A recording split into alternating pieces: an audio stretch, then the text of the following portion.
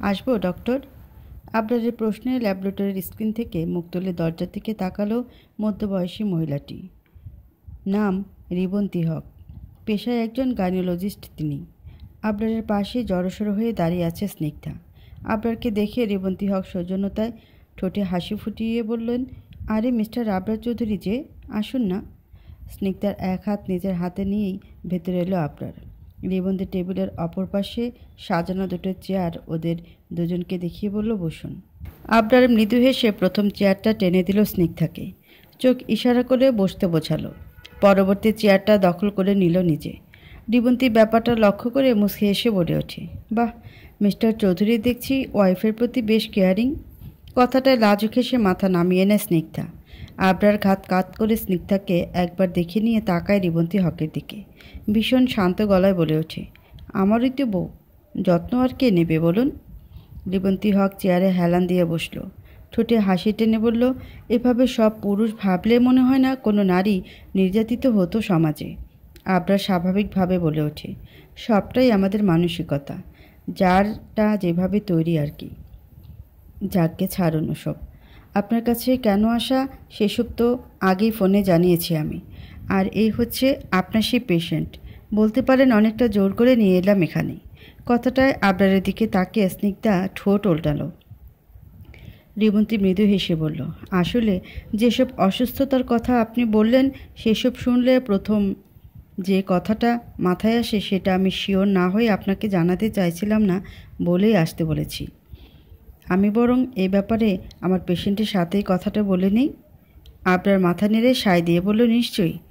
রিবন্তী এবার স্নিগ্ধার দিকে তাকালো, ব্যস্ত গলায় বলল, মিসেস চৌধুরী, খাবার মুখে দিলেই ভীষণ বমি পায় আপনার, তাই না? স্নিগ্ধা মাথা দুলিয়ে বলল, জি। কিছু খেতে ইচ্ছে করে?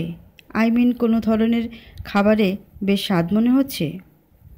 স্নিগ্ধা মাথা নেড়ে বলল, হুম, সবইতে বেশ গন্ধ লাগে। টক ভালো লাগে না? স্নিগ্ধা উদ্ভাসনা নিয়ে বলল, হ্যাঁ খেতে ইচ্ছে করে, তবে এখনও খাইনি। রিবন্তী খানিকক্ষণ ভেবে বলল, লাস্ট কবে পিরিয়ড হয়েছিল আপনার? এমন একটা বিষয় নিয়ে আবরারের সামনে সোজাসাপটা প্রশ্নে ভীষণ রকম অস্বস্তি অনুভব হলো স্নিগ্ধার। খানিকক্ষণ ইতস্তত করল। ব্যাপারটা রিবন্তী বুঝতে পেরে মৃদু হেসে বলল, পিরিয়ড কোনো লজ্জার বিষয় না মিসেস চৌধুরী, এটা একটা মেয়ের জন্য অনেক গর্বের। তাছাড়া যিনি আপনার অর্ধাঙ্গ তার সামনে তো লজ্জার কিছুই নেই, আপনি নিঃসংকোচে বলুন। স্নিগ্ধা কোনো রকম ক্ষীণ আওয়াজ তুলে বলল, জি, গত মাসে হয়নি, এ মাস নিয়ে ধুয়ে পড়ল। রিবন্তী হক মাথা নেড়ে আবরারের দিকে তাকায়। আবরারের এতক্ষণ ওনাদের কথোপকথন বেশ মন দিয়ে শুনছিল। রিবন্তী উদ্বেগ নিয়ে বলে ওঠে, মিস্টার চৌধুরী, আপনার স্ত্রীর সমস্ত কমপ্লিকেশন আমার কাছে জমা আছে, তবে যেটা আমি ভাবছি তার জন্য একটা ছোট্ট টেস্ট করাতে হবে। ব্লাড স্যাম্পল নিতে হবে, তাহলেই আমি ক্লিয়ারলি জানাতে পারবো আপনাকে। কথাটায় আবরার সায়মূলক মাথা নাড়লেও চমকে ওঠে ওর দিকে তাকালো স্নিগ্ধা। আবরার তাকাতেই গোল চোখ নিক্ষেপ করে জোরে জোরে দুদিকে মাথা নাড়ল, যার অর্থ কিছুতেই সে টেস্ট করাবে না, কারণ কালই আবরার বলেছিল টেস্ট করাতে গেলে ইনজেক্ট করতে হয়। ব্যাপারটা রিবন্তী হকের বোধগম্য হয় না। আবরারের দিকে তাকিয়ে ভ্রু কুঁচকে বলে, কি হয়েছে, কোনো সমস্যা? আবরার আবারও মৃদু হেসে বলে, আসলে ও ইনজেকশনে ভীষণ ভয় পায়, তাই এমন করছে। এটুকু বলে আবরার স্নিগ্ধার মুখের দিকে তাকায়, শান্ত সুরে বলে, পরি, ব্লাড টেস্ট করতে ইনজেকশন দেওয়া হয় না। ব্লাড টেস্ট না করলে তোমার কি হয়েছে কিভাবে জানবো বলো? আর আমি তো আছি, তাই না? চিন্তা কি? স্নিগ্ধা মুখটা কাচুমাচু করে নামিয়ে নিল। হাজার আপত্তি তার মিয়ে এলো আবরারের এইটুকু অস্বস্তিতে। একপাশে ঘাড় কাত করে বলল, বেশ, আপনি যা ভালো বুঝবেন। আবরার মুচকি হাসল। আবরারের সাথে সাথে রিবন্তী হকও মুচকি হেসে নিয়ে চেয়ার ছেড়ে উঠে পড়ে। দরজার দিকে এগুতে এগুতে বলে, আপনারা আমার সাথে আসুন। আবরার আর স্নিগ্ধা দুজনেই উঠে দাঁড়ায়। এরপর ধীর পায়ে অনুসরণ করে রিবন্তীকে। এক পর্যায়ে ল্যাবরেটরির সামনে এসে কাচের দরজা ঠেলে ঢুকে পড়ে রিবন্তী হক আর তারপর আবরার। স্নিগ্ধা ঢুকতে গিয়েও থেমে যায়। কিছু একটা খেয়াল করতেই পিছন ঘুরে তাকায়। হাসপাতালের দেয়ালে ছোট্ট একটি গুলুমুলু বাচ্চার পোস্টার লাগানো, স্বাস্থ্যসম্মত কয়েক লাইন লেখা তার নিচেই। কিভাবে বাচ্চাকে সুস্থ সবল রাখতে হয় তারই কিছু নির্দেশনা। স্নিগ্ধার কেন জানি না বাচ্চাটার দিকে তাকিয়ে থাকতে ভীষণ ভালো লাগা কাজ করলো। বাচ্চাটার মুখের প্রজ্বলিত হাসিটাতে আপনা আপনি ঠোঁটের কোণে হাসি এলে উঠল তার। অজান্তে ডান হাতটা চলে এলো পেটের কাছে। মুহূর্তে শীতল হয়ে এলো স্নিগ্ধার হাত পা। কোনো একদিন তার কোলেও এমন ফুটফুটে একটা বাচ্চা আসবে, আবরার তার ভালোবাসার ফল আসবে। ভাবতেই মুখে এক চিলতে লাজুক হাসিটা গাঢ় হয়ে আসে স্নিগ্ধার। স্নিগ্ধাকে না দেখে আবরার ভ্রুকুচকে আশেপাশে তাকায়। পেছনে তাকে স্নিগ্ধাকে কাচের দরজার বাইরে দেখতে পেয়ে দ্রুত হাতে দরজাটা টেনে নিয়ে খুলল আবরার। মৃদু আওয়াজে ডেকে উঠল ওকে, পড়ি। ডাক শুনে স্নিগ্ধার ধ্যান কাটে, পেছন করে আবরারের দিকে তাকায়। আবরার ভ্রু নাচিয়ে বলে, কি করছো এখানে?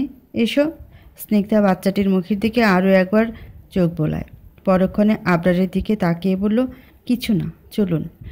আবরার পুরো বিষয়টার কোনো কিছুই বুঝে উঠতে পারল না, বুঝতে চাইলেও না। এই মুহূর্তে ভীষণ রকম চিন্তিত সে। স্নিগ্ধার কি এমন অসুস্থতা যার জন্যে টেস্ট অবধি করাতে হলো, সেটাই ভীষণ রকম ভাবাচ্ছে তাকে।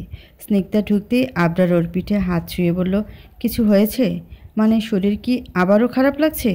স্নিগ্ধা মৃদু হেসে মাথা নাড়ল, যার অর্থ না। স্নিগ্ধাকে এক হাতে জড়িয়ে রেখে আবরার সামনের দিকে এগোতে লাগলো। আস্তে করে বলল, ভয়ের কিছু নেই, আমি আছি তো। যখন টেস্ট করবে শক্ত করে আমার হাতটা ধরে থাকবে, কেমন? স্নিগ্ধা একবার আবরারের দিকে চোখ তুলে তাকালো, ঘাড় কাত করে বলল, আচ্ছা। স্নিগ্ধা। নিজের নাম শুনে কপালে গুটি কয়েক ভাঁজ সমেত পেছনে ফিরল স্নিগ্ধা। মৃণালকে দেখতেই ভাঁজগুলো আরও গাঢ় হয়ে এলো তার। অনেকাংশে বিরক্তিও ঠেকল। ততক্ষণে মৃণাল এগিয়ে এসে দাঁড়িয়েছে স্নিগ্ধার মুখোমুখি। স্নিগ্ধা হা করে কিছু বলার আগে মৃণাল উদ্বিগ্ন গলায় বলে উঠল, এই কদিন ভার্সিটি আসেনি কেন? কিছু হয়েছে? স্নিগ্ধা বিরক্তি নিয়ে উত্তর দেয়, এমনি আসেনি। কেন? মৃণাল উত্তর না দিয়ে মাথাটা নিচু করে নিল। স্নিগ্ধাকে এতগুলো দিন না দেখে তার যে কী অবস্থা হয়েছিল সেটা তো আর স্নিগ্ধাকে বলে বোঝানো যাবে না। প্রত্যেকটা দিন মৃণাল দাঁড়িয়ে থাকতো গেটের কাছে, কখনো আবার স্নিগ্ধাদের ক্লাসরুমের সামনের দিকটায়, কিন্তু স্নিগ্ধা আসেনি। মৃণালকে নিশ্চুপ দেখে স্নিগ্ধার বিরক্তিটা পুনরায় নাড়া দিয়ে ওঠে। ব্যস্ত গলায় বলে, আপনি কি কিছু বলবেন? মৃণাল ভ্রু কুচকে বলল, কেন, খুব তাড়া আছে? স্নিগ্ধা একটা লম্বা শ্বাস টেনে বলল, হ্যাঁ, তা একটু আছে। কারণ আমার তো মনে হয় না আপনার সাথে আমার কোনো কথা বাকি আছে। যা বলার সেই দিনই আমি বলে দিয়েছি আপনাকে। এরপর নিশ্চয়ই একই কথা বলতে আসবেন না আমায়। আমি আপনাকে এতটাও গায়ে পড়া ভাবি না। কথাটা মৃণাল প্রচণ্ড আহত হয়, মুখ কালো করে মাথাটা নামিয়ে নেয়। নিচের দিকে তাকে মৃদু আওয়াজে বলে ওঠে, সেদিন যা বলেছিলে সবটাই শুনেছি। বলা চলে তোমার বলার থেকেও অনেক বেশি কিছু। কথাটা স্নিগ্ধা চোখ ছোট করে বলল, মানে? ঠিক বুঝলাম না। মৃণাল চোখ তুলে মৃদু হাসল, দু চোখের পাতা এক করে বোঝালো, কিছু না। এটুকু বলে মৃণাল গলায় আকুলতা নিয়ে বলে, আমি গায়ে পড়া নই, আমাকে প্লিজ এরকম ভেবো না। আমি কি বলতে এসেছি সেসব না শুনে এভাবে বলা ঠিক নয়। একবার না হয় শোনো আমি কি বলতে চাই, তারপর যেটা বলার বলতে পারবে তুমি। স্নিগ্ধা সন্দিহান গলায় বলল, কি এমন কথা? মৃণাল শান্ত গলায় উদ্বেগ নিয়ে বলল, আগে আমাকে বলো, আমার কথা রাখবে? স্নিগ্ধা বিদ্রুপের হাসি টেনে বলল, মানে কি? এরকম অযৌক্তিক শর্ত কেন দিচ্ছেন আপনি?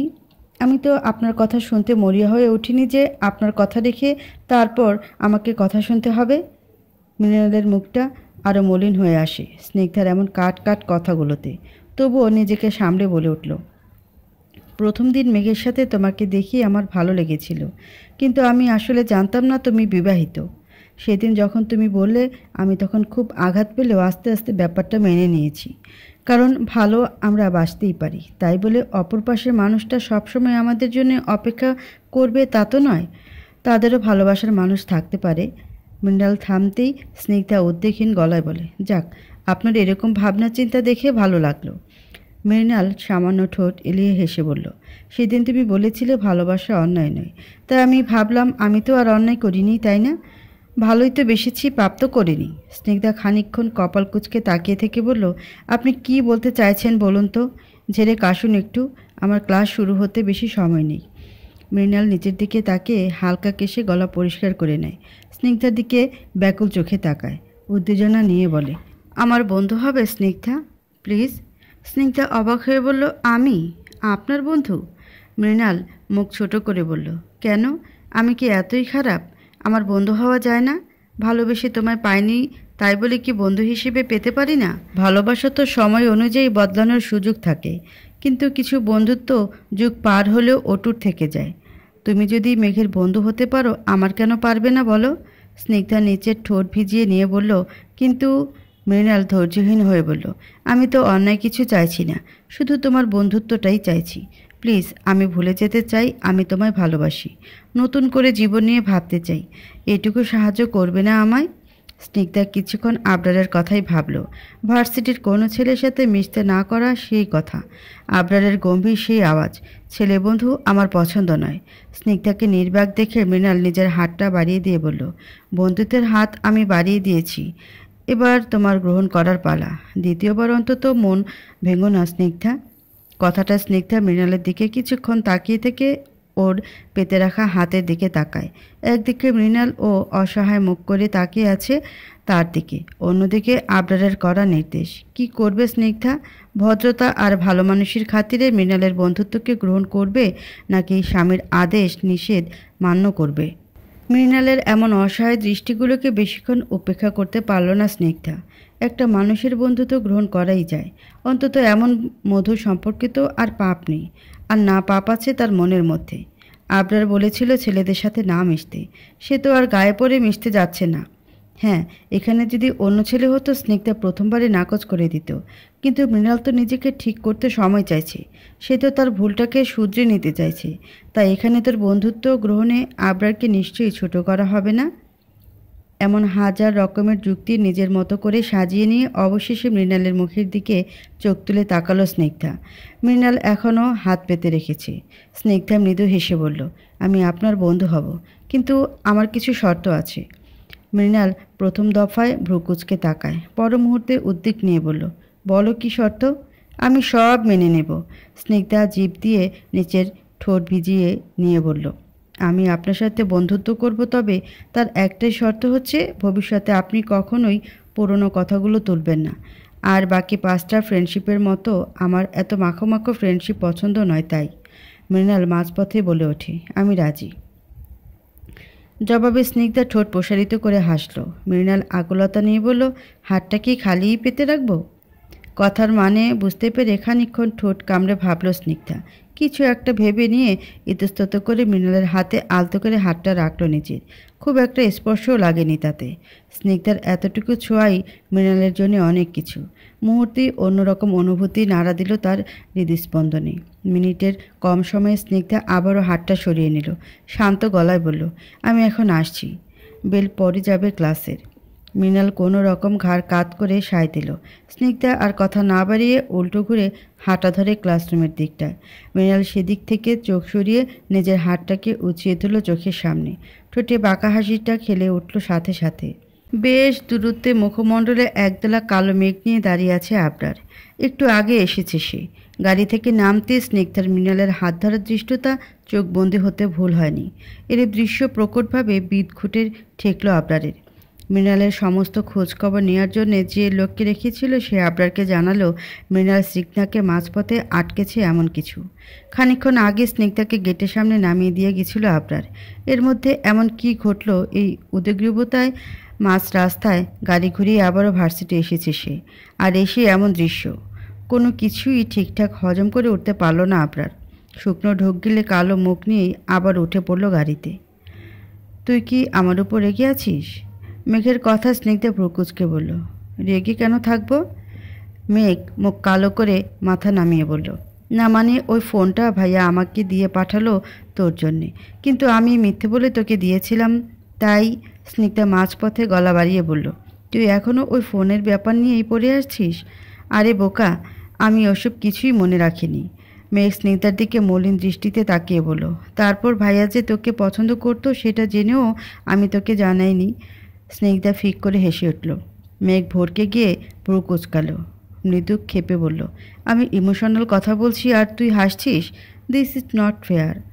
স্নিগ্ধা হাসি থামিয়ে কৌতুক মাখানো সরে বলল, আহারে থাক, রাগ করিস না বাচ্চা। কি করব বল, তুই যেভাবে বলছিস আমার হাসি ছাড়া কিছু পেল না। আচ্ছা, আমি আর তুই বন্ধু তো, তাই না? মেঘ ওপর নিচ মাথা নেড়ে বলল, হ্যাঁ তো। তাহলে এই সব সামান্য ব্যাপার নিয়ে আমাদের মধ্যে কেন মন কষাকষি হবে? এটুকু বলে পাশে রাখা মেঘের বাম হাতটা মুঠো করে ধরল স্নিগ্ধা। হেসে বলল, তোর আর আমার বন্ধুত্ব অটুট থাকবে সব সময়। সেখানে কোনো সম্পর্ক, কোনো যুক্তি আসবে না, আসবে না কোনো পিছুটান। যত যাই হয়ে যাক, আমরা যতই দূরেই থাকি, আমাদের বন্ধুত্ব সারা জীবন থাকবে। মেঘ এতক্ষণে ঠোঁটে গাঢ় হাসি টেনে হাসল। কোনো উত্তর না দিয়ে এক হাত দিয়ে ঝাপড়ে ধরল স্নিগ্ধাকে। স্নিগ্ধাও জড়িয়ে নিল মেঘকে। মেঘ মৃদু আওয়াজে বলল, তুই বড্ড ভালো স্নিগ্ধা। সম্পর্কের মূল্য তোর থেকে ভালো কেউ দিতে পারবে না। তোর এই কথাগুলো আমি সারা জীবন মনে রাখবো স্নিগ্ধা, সারা জীবন। গেট থেকে বের হতেই হেনালের গাড়ি দেখে কপালে ভাঁজ পড়ল স্নিগ্ধার। এগিয়ে এলো গাড়ির দিকে। স্নিগ্ধাকে দেখতেই হেনাল বেরিয়ে এসে দরজা খুলে দিতে উদ্যত হয়। তার আগে স্নিগ্ধা ভ্রুকুচকে বলে ওঠে, আপনার স্যার আসবেন না আজ? আপনি এলেন যে? হেলান ঝুঁকতে গিয়ে ও সোজা হয়ে দাঁড়িয়ে বলল, স্যারের কিছু জরুরি কাজ পড়ে গেছে ম্যাডাম, তাই আমাকে আসতে বলল। স্নিগ্ধার মন খারাপ হয়ে এলেও এ নিয়ে আর কথা তুলল না।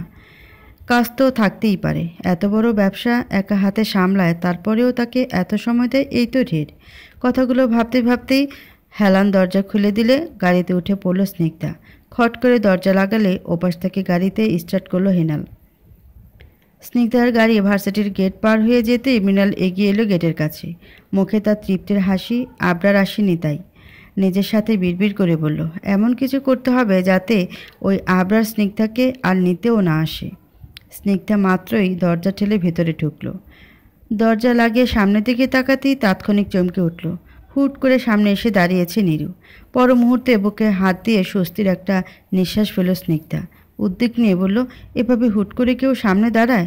ভয় পেয়ে গেছিলাম তো। নীরু চোখটা নামিয়ে নিল। ক্ষীণ আওয়াজে বলল, দুঃখিত ম্যাডাম। স্নিগ্ধা সামান্য হেসে নীরুর পাশ কাটিয়ে হেঁটে এসে সোফায় বসতে বসতে বলল, তা এভাবে আসার মানেটা কি? দেখে তো মনে হলো আমার আসার অপেক্ষাতেই ছিলে। নীরু তাড়াহুড়ো করে এগিয়ে গিয়ে বসে পড়ল স্নিগ্ধার পায়ের কাছে। ব্যাপারটা স্নিগ্ধা ভ্রুকুচকে বলল, এ কি, এখানে বসলে যে? নীরু মলিন মুখে স্নিগ্ধার দিকে তাকায়, নরম গলায় বলে, আমাকে কয়েকদিনের ছুটি দেবেন ম্যাডাম? স্নিগ্ধা কিছু বলার জন্য হাঁ করতে গেলে নীরু পুনরায় উদ্বিগ্ন হয়ে বলল, আমি জানি আমি কাজে এসেছি 1 মাসও হয়নি। এর মধ্যে ছুটি চাওয়া একদম নিয়মের বাইরে, কিন্তু কি করব বলুন তো? ছোট বোনটার ক্লাস 5-এর পরীক্ষা শুরু হবে কাল। মা তো অসুস্থ, তাই বোনটা আজ আমায় ফোনে খুব করে বলল ওকে কটা দিন কেন্দ্রে নিয়ে যাওয়া আশা করতে। ছোট মানুষ একা এত দূর পেরে উঠবে না, তাই। নীরু থামতেই স্নিগ্ধা চট করে বলল, হয়েছে তোমার বলা? নীরু ভয়ে গুটিয়ে তাকায় স্নিগ্ধার এমন গম্ভীর আওয়াজে। কয়েক সময় স্নিগ্ধা নাক মুখ কুঁচকে তাকিয়ে থেকেই শব্দ করে হেসে উঠল। হাসতে হাসতে বলল, বাপরে, ছুটির জন্য এত কথা বলতে হয়? আরে ছুটিই তো চাচ্ছ, এতে এত ভয়ের কি আছে? নীরু মুখ ছোট করে বলল, না মানে সাহেব আপনার খেয়াল রাখতে আমায় রেখেছিলেন, কিন্তু আপনি এমন অসুস্থ, তার মধ্যে আমাকে যেতে হবে দেখে। স্নিগ্ধা নীরুর কথা থামিয়ে দিয়ে শান্তভাবে বলল, এসব নিয়ে ভেবো না, আমি সব সামলে নিতে পারবো। তুমি বরং যাও, তোমার বোন তোমাকে পাশে পেলে পরীক্ষায় আরও ভালো করবে দেখবে। নীরুর মুখে হাসি ফুটে উঠল। উদ্বেগ নিয়ে বলল, সত্যি আমি যাব ম্যাডাম? শুধু 3 দিন আমাকে দিন, আমি আর একটা দিনও বেশি থাকবো না। আর আপনার যাতে কোনো কষ্ট না হয় তাই আমি সব কাটাকাটি করে ফ্রিজে রেখে দিয়েছি। আচ্ছা বাবা, ঠিক আছে, তোমার যে কদিন লাগে তুমি থেকে আসো। তোমার বোনের পরীক্ষা শেষ হলে এসো, ঠিক আছে? তুমি একটু দাঁড়াও, আমি আসছি। নীরুকে ওভাবে বসিয়ে রেখেই উঠে দাঁড়ালো স্নিগ্ধা। নিজ রুমের দিকে এগিয়ে গেল। নীরু কৌতূহল মুখ চোখ নিয়ে উঠে পড়ে। খানিক বাদে স্নিগ্ধা বেরিয়ে এলো রুম থেকে। নীরু সামনে এসে দাঁড়িয়ে ওর দিকে 1000 টাকার 2টো নোট এগিয়ে দিয়ে বলল, এটা রাখো। নীরু অবাক হয়ে বলল, এটা দিয়ে আমি কি করব ম্যাডাম? স্নিগ্ধা ভ্রু নাচিয়ে বলল, টাকা দিয়ে কি করে সবাই? নীরু গোল চোখ করে বলল, না না ম্যাডাম, এটা আমি নিতে পারবো না। স্নিগ্ধা রাগে নাক ফুলিয়ে বলল, এটা আমি তোমাকে দিচ্ছি না, এটা তোমার বোনের জন্য, বুঝলে? এটুকু বলে স্নিগ্ধা টাকা চোখ বুলিয়ে হেসে বলল, আসলে ছোটবেলা যখন আমি পরীক্ষা দিতে যেতাম তখন বড়দের পাস হয়ে সালাম করলে তারা টাকা দিত, 10 টাকা, কেউ আবার 5 টাকা। আমি এটা তোমার ছোট্ট বোনটাকে দিচ্ছি, ওকেই দিও এটা। নীরু খানিকক্ষণ স্নিগ্ধার মুখের দিকে তাকিয়ে থাকে। গভীর কৃতজ্ঞতা খেলে যায় তার চোখে। স্নিগ্ধা ভ্রুকুচকে বলে, কি দেখছো নাও? নীরু হাত বাড়িয়ে টাকাগুলো নিয়ে নেয়। মৃদু আওয়াজে বলে, আপনি খুব ভালো মনের ম্যাডাম। আমি আপনাকে যতটা ভালো ভাবি তার থেকেও। আল্লাহ আপনার সব সময় ভালো করুক, সব সময়। স্নিগ্ধার জবাবে মিষ্টি হেসে বলল, আচ্ছা আচ্ছা, তা কখন যাচ্ছেন আপনি? এই তো রাতের রান্নাটা করিয়ে রেখি। স্নিগ্ধা মাঝপথে বলে উঠল, না থাক, রান্না করার দরকার নেই, রাতেরটা আমি চালিয়ে নেব। রাত বিরেত করে যাত্রা করা শুভ নয়। তুমি বরং দুপুরে খেয়েই বেরিয়ে পড়ো। নীরু ইতস্তত করে বলল, কিন্তু? কোনো কিন্তু নয়, আমি যা বললাম সেটাই হবে। স্নিগ্ধার মৃদু শাসানোতে নীরু হেসে ঘাড় কাত করে বলল, আচ্ছা। গম্ভীর মুখে বাড়িতে এলো আবরার। সামান্য বিষয় নিয়ে তার মুখের গম্ভীরতা একটু বেশি ফুটে উঠেছে। বসার ঘর থেকে নিজের রুমে এগিয়ে গেল আবরার। রুম ফাঁকা দেখে ভ্রু কুঁচকে বারান্দায় গেল। স্নিগ্ধা সেখানেও নেই দেখে ওয়াশরুমে দেখল। স্নিগ্ধাকে না পেয়ে আবার এলো বসার ঘরে। স্নিগ্ধা বাসায় এসেছে তো কনফার্ম, তবে গেল কোথায়? এদিকে ওদিকে খুঁজে নিয়ে এবার উদ্বিগ্নতা ধরে রাখতে পারল না আবরার। নীরুর থেকে খোঁজ পাওয়ার আশায় পা বাড়ালো রান্নাঘরের দিকে। অজান্তে কেমন বুক ঢিপ ঢিপ করছে তার। কিছু বিশ্রী কথা মাথায় আসছে, যেগুলোকে কোনোভাবে আবরার প্রকাশ করতে চায় না, আর না চায় সে চিন্তাগুলোকে প্রশ্রয় দিতে। রান্নাঘরে এসে থমকে দাঁড়ালো আবরার। স্নিগ্ধা রান্না করছে দাঁড়িয়ে দাঁড়িয়ে। স্নিগ্ধাকে পেছন থেকে দেখে স্বস্তি মৃদু নিঃশ্বাস ফেলল আবরার। সাথে সাথে কপালে ভাঁজও পড়ল তার। গলা বাড়িয়ে ডেকে উঠল, পরি। আবরারের সুর শুনেই ঘুরে তাকাতে দেরি করল না স্নিগ্ধা। স্নিগ্ধা তাকাতেই আবরার দু পা এগিয়ে এসে উদ্গ্রীব হয়ে বলে ওঠে, তুমি কেন রান্না করছো? নীরু কোথায়? কথাটা স্নিগ্ধা আবারও সামনের দিকে ঘোরে। কড়াইয়ে খুন্তি নাড়তে নাড়তে বলে ওঠে, নীরুকে আমি কদিনের ছুটি দিয়েছি। আবরার ভ্রুকুচকে বলল, ছুটি কেন? ওর ছোট বোনের পরীক্ষা, তাই। স্নিগ্ধার ঝটপট উত্তরে আবরার নিজের রাগ ভুলে এগিয়ে আসে ওর দিকে। আবরারের উপস্থিতি টের পাওয়ায় স্নিগ্ধা হাতের কাজ থামে জিজ্ঞাসু মুখে তাকায় আবরারের দিকে। কিছু বলবেন? আবরার স্নিগ্ধার দুগালে হাত রেখে বেশ নরম গলায় বলল, নিতে যায়নি দেখে রাগ করলে? স্নিগ্ধা হেসে মাথা নাড়ল, যার অর্থ না। পর মুহূর্তে ব্যস্ত গলায় বলল, আপনি কি ফ্রেশ হয়ে আসুন, আমার রান্না বেশি দূর নেই। বলতে বলতে কড়াইয়ে কষানো মশলার মধ্যে মাংসের টুকরোগুলোকে ছেড়ে দিল স্নিগ্ধা। আবরার সেদিকে চোখ বুলিয়ে বলল, বাহ, রান্না ইদানিং বেশ পটু হয়েছ দেখছি। জবাবে স্নিগ্ধা ঠোঁট এলিয়ে হাসল ওর দিকে তাকিয়ে। মুহূর্তে মুখের ভঙ্গিমা আবারও পাল্টে এলো তার। মুখে হাত দিয়ে দৌড় লাগালো ওয়াশরুমের দিকে। ব্যাপারটায় আবরার উদ্বিগ্ন হয়ে ওর পেছন পেছন ছুটল। স্নিগ্ধা কয়েক দফা বমি সেরে ওয়াশরুমের দরজা ঠেলে বের হতে না হতেই আবরার কোলে তুলে নিল ওকে। স্নিগ্ধা কিছু বলতে ধরলে আবরার মৃদু রাগ নিয়ে বলল, একটা কথাও শুনছি না এখন। ওনার শরীরের অবস্থা কত খারাপ, আর এই অবস্থায় উনি রান্না করতে গেছিলেন? হ্যাঁ। কথাটা বলতে বলতে স্নিগ্ধাকে বিছানায় শুয়েই দিল আবরার। স্নিগ্ধা মুখ কাচুমচু করে বলল, আমি একটু যাই না ওদিকে, রান্না যে পুড়ে যাবে। আবরার চোখ রাঙিয়ে বলল, না, গেলে যাক, এখান থেকে এক পাও নড়বে না, রান্নার বাকিটা আমি দেখছি। স্নিগ্ধা অবাক হয়ে বলল, আপনি রান্না করবেন? আবরার মৃদু ভাব নিয়ে বলল, ইয়েস। আর আবরার ফাহাদ চৌধুরী পারে না এমন কোনো কাজও নেই। আমার রান্না খেলে হাত পা সব চেটে খেয়ে ফেলবে। স্নিগ্ধা অবাক হওয়ার ভান করে বলল, ও বাবা, তাই নাকি? তাহলে তো খেতেই হচ্ছে। আবরার এবার কোমল গলায় বলল, তুমি বরং বিশ্রাম করো, আমি আসছি। আর খারাপ লাগলে আমাকে ডাকবে, কেমন? স্নিগ্ধা মাথা নেড়ে হ্যাঁ বলল। আবরার ঝুঁকে এসে স্নিগ্ধার কপালে চুমু খেল। সোজা হয়ে দাঁড়িয়ে গায়ের কোট আর টাইটা খুলে রাখলো স্নিগ্ধার পায়ের কাছে। এরপর পা বাড়ালো রান্নাঘরের দিকে। যেতে গিয়েও আবারও পিছু ফিরল আবরার। মৃণালের ব্যাপার নিয়ে কিছু জিজ্ঞেস করতে মন চাইল তার, কিন্তু আগেরবার স্নিগ্ধার মুখ কালো করার কথা মনে পড়তেই দমে গেল। দেখা যাবে সে জিজ্ঞেস করবে একভাবে, আর স্নিগ্ধা উল্টে ভেবে বসলো হয়তো আবরার তাকে বিশ্বাস করে না, কিংবা তার পেছনে সত্যি লোক লাগিয়েছে।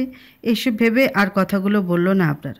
আবরারকে দাঁড়িয়ে যেতে দেখে স্নিগ্ধা কৌতূহলে ভ্রু নাচিয়ে বলল, কিছু হয়েছে? আবরার মুচকে এসে চোখের পাতা এক করে বোঝালো, কিছু না। এটুকু বলে আবরার বেরিয়ে পড়ল রুম ছেড়ে। সেদিক থেকে চোখ সরিয়ে স্নিগ্ধা বেডের সাথে আদশা হয়ে বসল।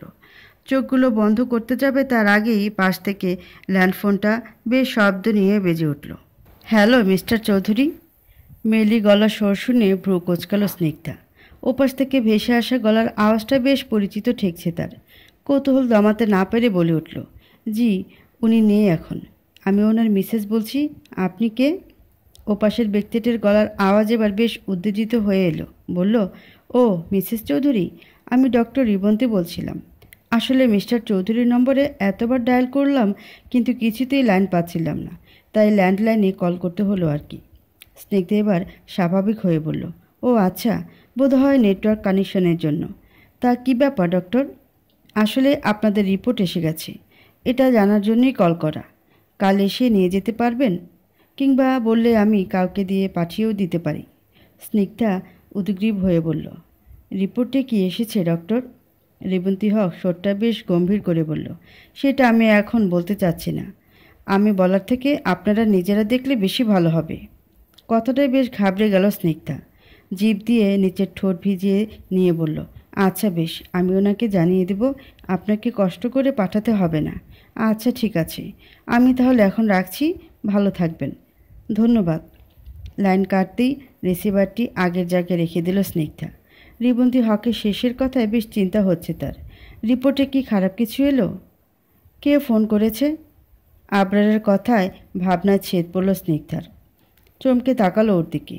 ব্যাপারটায় আবরার ভ্রুকুচকে বলল, বাপরে, কি ভাবছিলে এত মন দিয়ে? স্নিগ্ধা মৃদু হেসে বলল, কিছু না। আবরার এগিয়ে এসে পা ঝুলিয়ে বসলো বিছানার উপর। কে ফোন করেছিল বললে না তো? স্নিগ্ধা কথাটা কানে নিয়েও নিল না, উল্টে নিজে নিজে ভাবল, হতে পারে আমার বড় কোনো অসুখ হয়েছে, না হলে এতদিন কেউ অসুস্থ থাকে? আমি বরং কাল নিজেই রিপোর্ট আনতে চলে যাব। রিপোর্ট আগে আমি দেখব, তারপর ভালো কিছু হলে ওনাকে। স্নিগ্ধাকে নিশ্চুপ দেখে আবরার গলা বাড়িয়ে বলল, পরি, কি হলো? স্নিগ্ধা ধ্যান কেটে তাকালো আবরারের দিকে। থতমতে খেয়ে তাড়াহুড়ো করে বলল, কেউ ফোন করেনি, রং নম্বর ছিল। আবরার খানিকক্ষণ সন্দেহান চোখে তাকিয়ে রইল স্নিগ্ধার মুখ চোখের দিকে। স্নিগ্ধা গভীর কোনো চিন্তায় আছে সেটা পরিষ্কার হলেও মিথ্যে কেন বলছে সেটা ঘোলাটে লাগছে তার। সে তো আসার সময় স্পষ্ট শুনল স্নিগ্ধা কাউকে ধন্যবাদ দিচ্ছিল, তবে অচেনা কি করে হয়? আর চেনা কেউ হলে মিথ্যে বলারই বা কী আছে? কোনোভাবে ওই ছেলেটা ফোন করেনি তো? না, এসব আমি কি ভাবছি? এরকম চিন্তা মাথায় আনাও ভুল। এখন আবার আপনি কি ভাবছেন? স্নিগ্ধার কথায় আবরার ওর দিকে তাকালো, মুচকি এসে বলল, কিছু না। খাবার রেডি, এসো। স্নিগ্ধা একপাশে ঘাড় কাত করে সায় দিল। গুটিয়ে রাখা পা নামিয়ে বিছানা ছেড়ে নামতে ধরলে আবরার হুট করে আবারও কোলে তুলে নিল ওকে। স্নিগ্ধা ব্যস্ত গলায় বলল, আমি এখন ঠিক আছি তো আবরার? আবরার হাঁটা ধরল সামনের দিকে। পা চালাতে চালাতে শান্তভাবে বলে উঠল, জানি বউকে কোলে তুলতে কারণ লাগে না, ইচ্ছে হলো তাই নিলাম। স্নিগ্ধা ঠোঁটিলিয়ে হেসে দু হাত দিয়ে আবরারের গলা জড়িয়ে ধরে ওর বুকের সাথে মাথাটাকে এলিয়ে দিল। কিন্তু বুকের মধ্যে দুশ্চিন্তার ঢিপ ঢিপ আওয়াজটা কমছেই না তার। কাল কি অপেক্ষা করছে কে জানে। আবরার সোফায় বসে জুতোর ফিতে বাঁধছে, আর স্নিগ্ধা ব্যাগের মধ্যে বই নিচ্ছে। বেশ অনেকক্ষণ যাবৎ নীরবতা ছেয়ে আছে তাদের মধ্যে, যে যার মতো তৈরি হতে ব্যস্ত। তবে স্নিগ্ধার তুলনায় আবরার একটু বেশি তাড়াহুড়ো করে রেডি করছে নিজেকে। স্নিগ্ধা নিজের কাজ রেখে ক্ষণে ক্ষণে তাকিয়ে দেখছে আবরারের এমন ব্যস্ততা। আবরার সোফা সেরে উঠে সোজা হয়ে দাঁড়ালো। আয়নার সামনে এগিয়ে এসে শার্টের হাতা ফোল্ড করতে করতে বলে উঠল, আজ আমার জরুরি একটা কনফারেন্স আছে, তোমাকে হেনাল নিয়ে যাবে, কেমন? কথাটা বলে আবরার পিছু ঘুরে স্নিগ্ধার মুখের দিকে তাকায়। স্নিগ্ধা উত্তর না দিয়ে মাথা কাত করল শুধু। ব্যাপারটায় আবরার সরু চোখে কিছুক্ষণ তাকিয়ে থেকে আবারও চোখ সরিয়ে আয়নার দিকে তাকায়। স্নিগ্ধার মুখ দেখে মনে হলো আমি না যাওয়াতে বেশ খুশিই হয়েছে, কিন্তু আগে তো এমন হতো না। উল্টে ভীষণ মন খারাপ করত, বায়না করতো বাচ্চাদের মতো। সারাক্ষণ কানের কাছে আদুরে গলায় বলতো, চলুন না প্লিজ। এক দুদিনে এমন চেঞ্জ কেন হচ্ছে তার পরীর? তনয়ের অভিশাপ আবার সত্যি হবে না তো? না না, কেন হবে? সে তো স্নিগ্ধার সাথে কোনো অন্যায় করেইনি। এতদিন ধরে পুষে রাখা নিজের অন্তর্দ্বন্দ্বের কথাও স্নিগ্ধাকে জানায়নি অবধি। তাহলে কেন এমন হবে? তাছাড়া তনয়ের মতো মেয়ের অভিশাপ কখনো ফলবে না। কিন্তু ভয় হয়, একজন ভালোবাসার কাঙ্গালিনীর অভিশাপ তো ফলতেই পারে। তার গ্যারান্টি আছে? নেই তো। অন্যদিকে আবরার না যাওয়াতে স্নিগ্ধা নিশ্চিত হলো খুব। সকাল থেকে এটাই চাইছিল যাতে আবরার না যেতে পারে তার সাথে। আবরার গেলে রিপোর্ট আনতে কিভাবে যেত সে? কি করে তার পরিকল্পনা সফল হতো? সব ভেস্তে যেত না? যাক, আল্লাহ বাঁচিয়েছে আজ। কথাটা ভেবে একটা স্বস্তির নিঃশ্বাস ফেলল স্নিগ্ধা। ঘাড় কাত করে তাকাতেই আচমকা নিজের পাশে আবরারকে দেখে ভূত দেখার মতো চমকে উঠল একেবারে। আবরার কেমন শান্ত চোখে তাকিয়ে আছে। স্নিগ্ধা কয়েক দফায় নিজেকে সামলে বুকে থুতু ছিটিয়ে বলল, এভাবে কেউ দাঁড়ায়? আপনি না ওখানে ছিলেন? আবরার জবাবে কিছু বলল না। কবজিতে বাঁধা ঘড়িটাকে নিজের চোখের সামনে উঁচিয়ে ধরে বলল, 9টা বেজে গিয়েছে, চলো।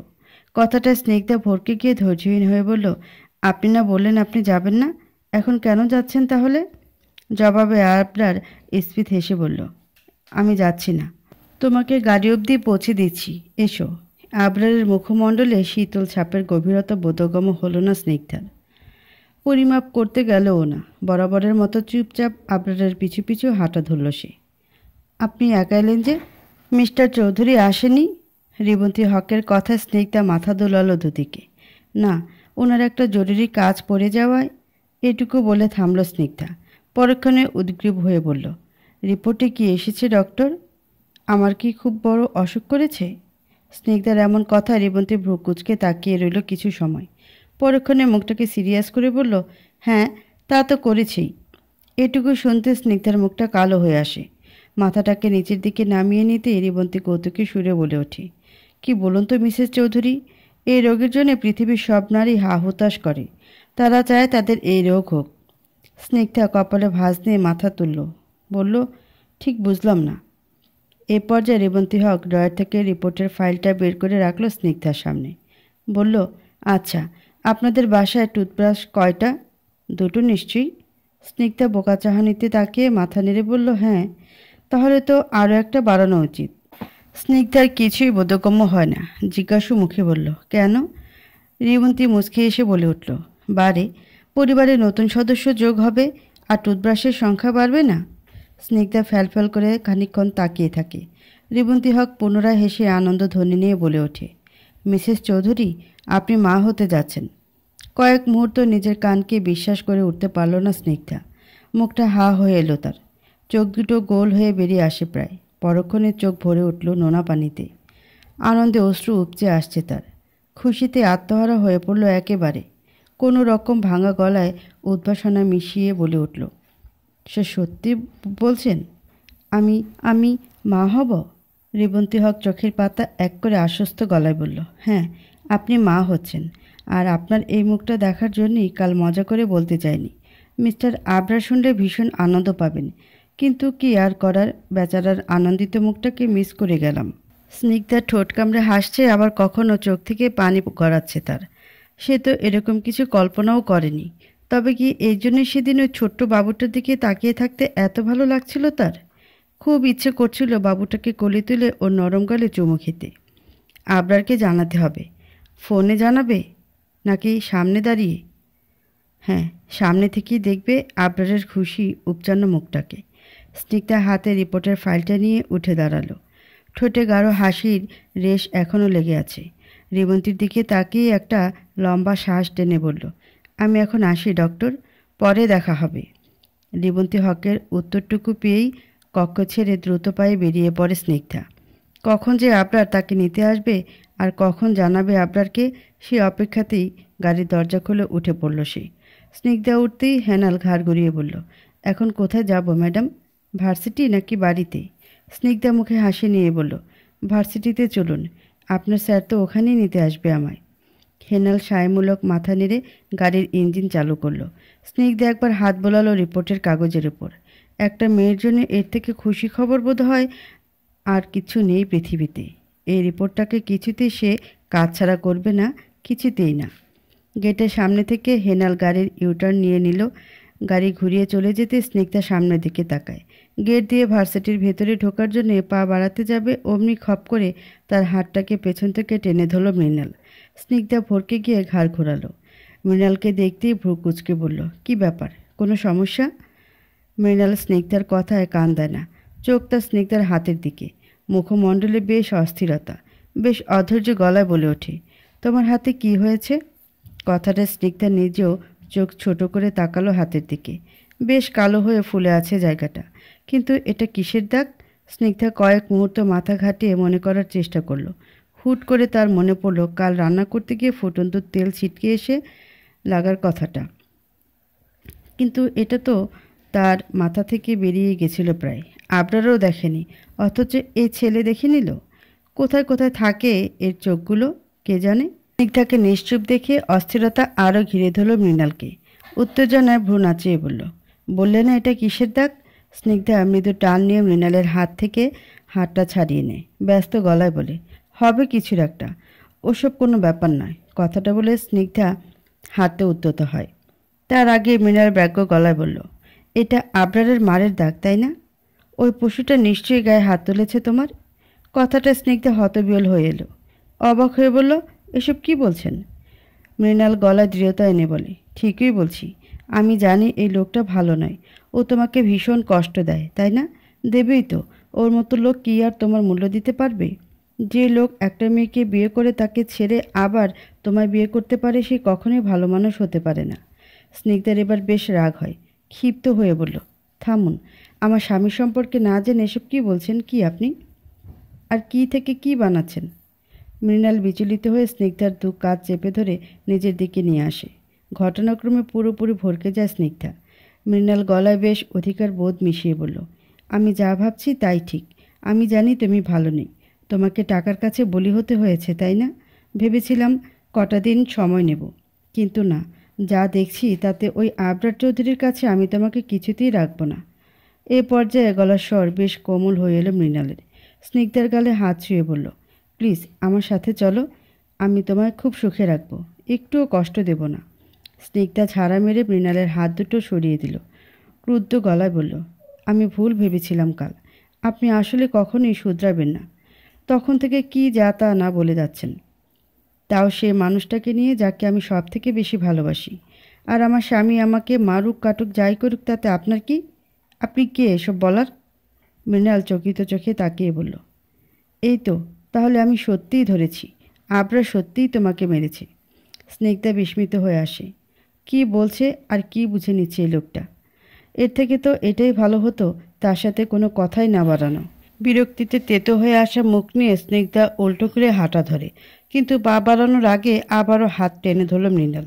এবার আর নিজেকে সংবরণ করতে পারল না স্নিগ্ধা, ঘুরে ঠাস করে একটা চড় মারল মৃণালের গালের উপর। ঘটনাক্রমে হকচকিয়ে উঠল মৃণাল, গালে হাত দিয়ে স্নিগ্ধার দিকে তাকিয়ে রইল। স্নিগ্ধা দাঁত কর্মর করে কপিত গলায় বলল, আমার ভুল হয়েছে আপনার সাথে বন্ধুত্ব করতে যাওয়া। আপনার মতো অসভ্য লোক আসলে কারো বন্ধুত্ব পাওয়ার যোগ্যই নয়। কাল দুটো ভালো কথা বলেছি বলে আজ মাথা চড়তে এলেন তাই না? আপনাকে তো আমি বলেইছি আমি বিবাহিত, তাও কেন আমার পেছন পড়ে আছেন আপনি? স্নিগ্ধার এমন চেঁচিয়ে কথা বলায় একবার নিজের চারপাশে চোখ বোলালো মৃণাল। আশেপাশে অনেকেই তাকিয়ে আছে তাদের দিকে। অন্যদিকে এত উত্তেজিত হয়ে পড়ায় নিঃশ্বাসের বেগ বেশ বেড়ে এলো স্নিগ্ধার। জোরে জোরে শ্বাস নিতে শুরু করলো। দাঁড়িয়ে থাকতেও দুর্বল ঠেকল ভীষণ। মৃণাল উদ্বেগ নিয়ে আস্তে করে বলল, তুমি যত যাই বলো, আমি তোমার বরের সব খোঁজ খবর নিয়েছি।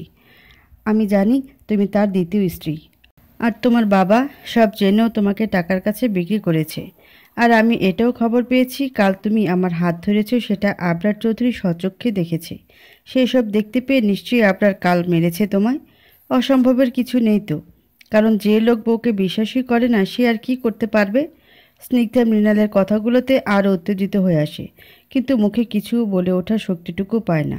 তার আগেই চারপাশ ঝাপসা হয়ে এলো তার। কয়েক সেকেন্ডের মধ্যে চোখের পাতা এক করে ঢলে পড়ল মাটিতে। চলন্ত গাড়ির সিটের সাথে এলে রাখা মাথাটা একটু একটু দুলছে স্নিগ্ধার। চোখের পাতাগুলো বন্ধ তার, নিঃশ্বাস পড়লেও অচেতন পুরোপুরি। স্নিগ্ধার পাশে গভীর মনোযোগ দিয়ে গাড়ি ড্রাইভ করছে মৃণাল। মাঝে মাঝে আবার স্নিগ্ধার দিকেও চোখ বোলাচ্ছে। মুখে বাঁকা হাসি একেবারে উপচে পড়ছে তার। গাড়ির স্টিয়ারিংয়ের পাশে যে ফাঁকা জায়গাটা, সেখানে মৃদু বাতাসে দুলছে স্নিগ্ধার প্রেগনেন্সি রিপোর্টের কাগজটা। মৃণাল সেদিকে একবার তাকিয়ে স্নিগ্ধার দিকে তাকালো। জানলা থেকে ধেয়ে আসে বাতাসে স্নিগ্ধার চুলগুলোর কিছু অংশ এসে পড়ছে তার চোখের ওপর। বাম হাত বাড়িয়ে চুলগুলোকে কানের কাছে গুজে দিল মৃণাল। গাঢ় হাসি টেনে বলল, আমি কি করতে যাচ্ছি সেটা তুমি ভাবতেও পারছো না স্নিগ্ধা। খুব তাড়াতাড়ি ওই আবরারের থেকে আমি তোমায় নিয়ে আসবো। তুমিও নরক ডিজার্ভ করো না। এইটুকু বলে আবারও গাড়ি চালাতে মনোযোগ দেয় মৃণাল। স্নিগ্ধা যখন অজ্ঞান হয়ে পড়েছিল, স্নিগ্ধাকে পাঁজও কোলে তুলে নিজের গাড়ির দিকে এগিয়ে এসেছিল মৃণাল। উদ্দেশ্য স্নিগ্ধাকে তার বাড়িতে পৌঁছে দেয়া। এরপর গাড়ির ড্রাইভিং সিটে বসে দরজার চাবি খোঁজার আশায় স্নিগ্ধার ব্যাগ সার্চ করতে নিয়েছিল মৃণাল। তখনই চাবির সাথে সাথে আরও একটা জিনিসে হাত পৌঁছায় তার। প্রথম দফায় স্নিগ্ধার প্রেগনেন্সির রিপোর্ট পেয়ে হতবাক হয়ে আসে মৃণাল। স্নিগ্ধা মা হচ্ছে, তার মানে এখন নিশ্চয়ই তার স্নিগ্ধার থেকে দূরে থাকা উচিত। এরকম ভাবনা শুরুতে মাথায় এলেও পরক্ষণে আবরারের প্রতি ভ্রান্ত ধারণা আটকে দিল তাকে। অনেক ভেবে বুঝতে পারল রিপোর্ট যখন স্নিগ্ধার কাছে তখন নিশ্চিত আবরারের সম্পর্কে কিছুই জানে না। স্নিগ্ধার সাথে সাথে স্নিগ্ধার বাচ্চাকেও নিজের করে নেওয়ার প্রয়াস মস্তিষ্কে নাড়া দিল মৃণালের। আর তার প্রতিফলন হিসেবে স্নিগ্ধাকে গাড়িতে বসিয়ে রেখেই রিপোর্ট হাতে নিয়ে বেরিয়ে পড়েছিল মৃণাল কোনো এক বিশেষ কাজের উদ্দেশ্যে। রিপোর্টে এখন আবরারের নামের জায়গায় তার নাম ছাপ তুলে আছে। খুব দক্ষ না হলে সাধারণ কারের বোঝায় উপায়ই নেই এই রিপোর্টে কারসাজি হয়েছে কিংবা এই রিপোর্টের কয়েকটা লেখা সম্পূর্ণ ভুল। গাড়ি এসে থামল স্নিগ্ধার বাড়ির আঙ্গিনায়। নিজ সিট থেকে বেরিয়ে এসে স্নিগ্ধাকে কোলে তুলে ঘরের দিকে অগ্রসর হলো মৃণাল। পার্কিং স্পেসের একটা বেঞ্চিতে বসে হেনাল মনের সুখে ধোঁয়া টানছিল। হুট করে অপরিচিত কারো কোলে স্নিগ্ধাকে দেখে সিগারেটের পোড়া অংশ মাটিতে ফেলে রেখে তাড়াহুড়ো করে সেদিকে ছুট লাগালো সে। হেনাল দৌড়ে গিয়ে মৃণালের পাশে দাঁড়ালো। ব্যস্ত হয়ে বলল, এ কি ম্যাডামের কি হয়েছে, আর আপনি কে? আওয়াজ পেয়ে মৃণাল হেনালের দিকে তাকায়। বেশ শান্ত গলায় বলল, আমি ওর বন্ধু, একই ভার্সিটিতে পড়ি। আপনার ম্যাডাম অচেতন হয়ে গিয়েছে। পেয়েছেন সব প্রশ্নের উত্তর? হেনাল বোকার মতো মাথা নেড়ে বলল, হ্যাঁ, কিন্তু ম্যাডাম অচেতন কি করে হলো? মৃণাল এবার বিরক্তি নিয়ে বলল, কি হয়েছে, কেন হয়েছে এত কথা না বলে আমার বাম পকেটে চাবি আছে, এটা দিয়ে দরজাটা খুলে দিন। হেনাল মাথা কাত করে সায় দিল মৃণালের কথাতে। চাবি নিয়ে দরজা খুলে দিতেই মৃণাল স্নিগ্ধাকে নিয়ে ঢুকে পড়ল ভেতরে। পা বাড়ানোর আগে আরও একবার হেনালের দিকে ঘুরে তাকিয়ে বলল, আর শুনুন, এসব আপনার স্যারকে বলার দরকার নেই, উনি শুধু শুধু চিন্তা করবেন। হেনাল এবারও মাথা কাত করল এক পাশে। উত্তর পেয়ে মৃণাল পা নিয়ে দরজাটা ঠেলে দিল। খট করে হেনালের মুখের ওপর আটকে গেল সেটা।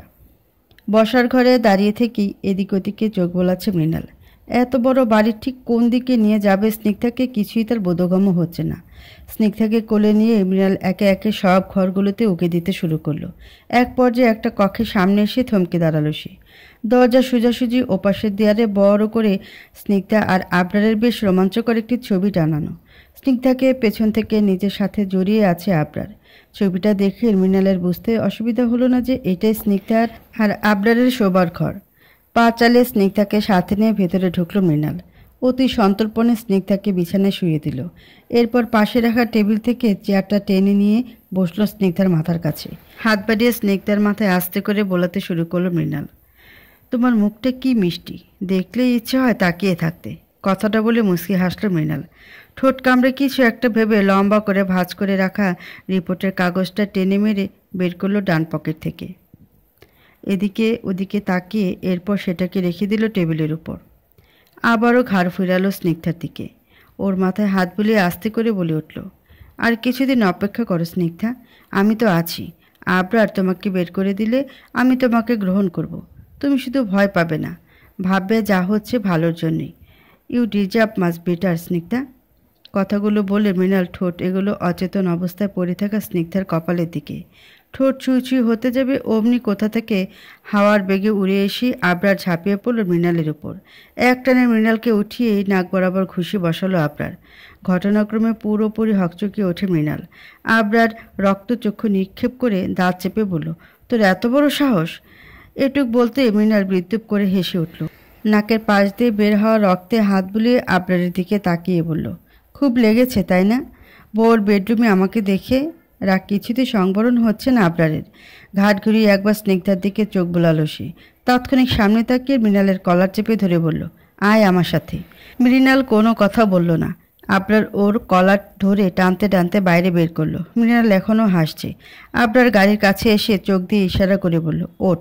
মৃণাল বাঁকা হাসতে হাসতেই উঠে বসলো। আবরার জোরে একবার শ্বাস টেনে ঘুরে গিয়ে বসলো নিজের জায়গায়। পুরনো কলকবজা ভর্তি জায়গাটা। চারপাশে অনেক রকম লোহার সামগ্রী ছড়িয়ে ছিটিয়ে আছে। দেখেই বোঝা যাচ্ছে এটা কোনো পুরনো কারখানা হবে। গাড়িতে বড্ড জোরে ব্রেক কষলো আবরার। বেরিয়ে আসতে আসতে দরজা খুলে মৃণালও বের হয়। কারখানার দিকে চোখ বুলিয়ে হেসে উঠে বলল, এটা আবার কোথায়? আমার আর স্নিগ্ধার নতুন সংসার বুঝি? কথাটা ক্রোধে দাঁত খিচে আবারও মৃণালের কপাল চেপে ধরল আবরার। টানতে টানতে ভেতরে নিয়ে চলল। এক পর্যায়ে ভেতরে এসে পুরানো কাঠের চেয়ারটার ওপর ছুঁড়ে ফেলার মতো করে ফেললো ওকে। মৃণাল ধপ করে বসে পড়ল। বাঁকা হেসে বলল, বুঝেছি, জামাই আদর করতে এনেছেন তাই না? আবরার রাগের মৃণালের বসে থাকা চেয়ারের কোনায় লাথি মারল একটা। চেঁচিয়ে উঠে বলল, অনেক সহ্য করেছি তোর বাদরামো। সে প্রথম দিন থেকে আমার স্ত্রীর পেছনে পড়ে আছিস তুই। কারণে অকারণে ওকে বিরক্ত করছিস। এত কিছুর পরেও আমি কিচ্ছু বলিনি স্নিগ্ধার জন্যে, কিন্তু আজ তুই সব সীমা অতিক্রম করে ফেলেছিস। তোর এত স্পর্ধা হয় কি করে আমার স্নিগ্ধাকে ছুঁতে যাওয়ার? মৃণাল শব্দ করে হেসে উঠল। ভ্রু নাচিয়ে বলল, এইটুকুতে এত রাগ? আর বাকি সব জানলে কি হবে? আবরার চোখ সরু করে বলল, মানে? মৃণাল গলার স্বর এবার বেশ কঠিন করে বলল, সেটা আপনি খুঁজে নিন। তবে আপনি স্নিগ্ধাকে যে অত্যাচার করে এসেছেন এতদিন, সেসব থেকে আমি ওকে মুক্ত করতে এসেছি। আপনার কবল থেকে ওকে বার করতে এসেছি মিস্টার আবরার ফাহাদ চৌধুরী। আবরার ভ্রুকুচকে বলল, আমি অত্যাচার করি স্নিগ্ধাকে? এসব তোকে কে বলেছে? মৃণাল বিদ্রুপাত্মক হেসে বলল, সত্য কখনো চাপা থাকে না। আপনার মতো লোক স্নিগ্ধা স্বামী হবার যোগ্যতা রাখে না। আগে যা হবার হয়েছে, কিন্তু এখন আমি আছি স্নিগ্ধার পাশে। আপনার থেকে ওকে আমি ঠিক আমার কাছে নিয়ে আসব। আবরার রাগে চোখ বন্ধ করে একটা নিঃশ্বাস নিল। পরক্ষণে বেশ শান্ত গলায় বলল, দেখ, তোর বয়স আমার তুলনায় কম। আমি তোকে যেটা বোঝাচ্ছি সেটা মন দিয়ে শোন। তুই এরপর আর স্নিগ্ধাকে বিরক্ত করিস না। ভালো এটাই হবে, ওর পিছু ছেড়ে নিজের পড়াশোনায় মন দে। আর এই যে এতক্ষণ বললি আমি ওকে অত্যাচার করি, হ্যান ত্যান, এসব বানোয়াট কথা নিয়ে পড়ে না থেকে নিজের কাজ কর। ভালো ভালো বলছি, বোঝাচ্ছি। দরকার পড়লে একবার বলবো, খুব জোর দুবার, কিন্তু তিনবারের বার আমি কি করব আমি নিজেই কিন্তু জানি না। কথাটা মৃণাল গা দুলিয়ে হাসল। বলল, আমাকে ভয় দেখিয়ে লাভ নেই আবরার চৌধুরী। আমি একবার যেটা ভাবি সেটা আমি করবই। আমি আপনার থেকে স্নিগ্ধাকে কেড়ে নেব। স্নিগ্ধা আপনাকে ফেলে রেখে আমার কাছে চলে আসবে। আবরার ক্রুদ্ধ গলায় বলল, এরকম কখনো হবে না। স্নিগ্ধা আমাকে ভালোবাসে, শুধু আমাকে। আপনি স্বপ্ন দেখছেন। স্নিগ্ধার মনে আপনার জন্য ভালোবাসা নেই। যেটা আছে সেটা শুধুমাত্র ভয়। ওর বাবা মা আপনার টাকার কাছে ওকে বিক্রি করে দিয়েছে। না হলে আপনার মতো দুশ্চরিত্রবান লোকের কাছে কেউ সুখী হবে না জেনে মেয়েকে তুলে দেয় না। আবরার রাগে দু আঙ্গুলের ডগা দিয়ে কপালে ঘষতে লাগলো। মৃণাল পুনরায় ধৈর্যহীন গলায় বলল, ভাবছেন এসব আমি কি করে জানলাম? এগুলো সব আমাকে সেই বলেছে যার বলার কথা। আপনি কি ভাবেন টাকা দিয়ে ভালোবাসা কিনে নেওয়া যায়? যায় না। আর তাই এতদিন ধরে স্নিগ্ধাকে আটকে রাখার পরেও ও আপনার ক্ষমতার জাল ছিঁড়ে বেরিয়ে আমার কাছে আসতে চাইছে। আবরার দাঁত খেঁচে বলল, তুই স্নিগ্ধার পিছু ছাড়বি না তাই না? মৃণাল প্রখরতা নিয়ে বলল, কখনও না। আমি আর স্নিগ্ধা দুজনেই দুজনকে চাই। আপনি আমাদের মাঝখানে শুধুই বাধা। স্নিগ্ধা নিজে আমাকে বলেছে ও আপনাকে পছন্দ করে না। শুধু শুধু কেন ওর জীবন নষ্ট করতে চাইছেন আপনি? আমি স্নিগ্ধাকে নিয়ে অনেক দূর ভেবে নিয়েছি। আপনি আমাদের মাঝ থেকে সরে গেলেই আমরা বিয়ে করব, সংসার করব। স্নিগ্ধা আমার সন্তান গর্ভে ধারণ করবে। মৃণাল এটুকু বলতে রাগে লাল হয়ে আসে আবরারের মুখমণ্ডল। কপালের রগগুলো ফুলে ওঠে। মৃণালের গা জ্বালানো হাসি আর বিদঘুটে কথায় শেষ অবধি নিজেকে আর সংযত রাখতে পারল না আবরার। আগুন চোখে তাকিয়ে বলল, তোকে তো আমি। আবরার কথাটা বলে তীব্র উত্তেজনায় পায়ের কাছে পড়ে থাকা রড জাতীয় কিছু একটা উঠিয়ে নিয়ে গায়ে সবটুকু শক্তি দিয়ে আঘাত করল মৃণালের মাথার ওপর। সঙ্গে সঙ্গে কয়েক মুহূর্তের জন্য শক্ত হয়ে গেল মৃণাল। চোখের পাতাগুলো নড়ল না। হুঁশ আসতেই আবরার ভরকে উঠল। ততক্ষণে মৃণালের মাথার চারিপাশ থেকে সারিবদ্ধভাবে রক্ত গড়াতে শুরু করে দিয়েছে। বিষয়টা দেখতেই ঘাবড়ে গিয়ে দু পা পিছিয়ে গেল আবরার। হাত থেকে রডটা পড়ে গেল মাটিতে। দেখতে দেখতে চোখ বন্ধ করে চেয়ার থেকে ঢলে পড়ল মৃণাল। আবরার ধরফর করে এগিয়ে এসে ওর গালে হাত রেখে নাড়া দিয়ে বলতে লাগলো, এই এই ওঠ, আমি তোকে মারতে চাইনি তো। এই শুনতে পাচ্ছিস? মৃণালের কোনো সাড়া এলো না। আবরার ফাঁকা ঢোক গিলে ওর নাকের কাছে হাত রাখল। নিঃশ্বাস অবধি পড়ছে না মৃণালের। চমকে গিয়ে দূরে সরে গেল আবরার। মৃণালের রক্তে মাখা দেহের পাশে বসে পড়ল।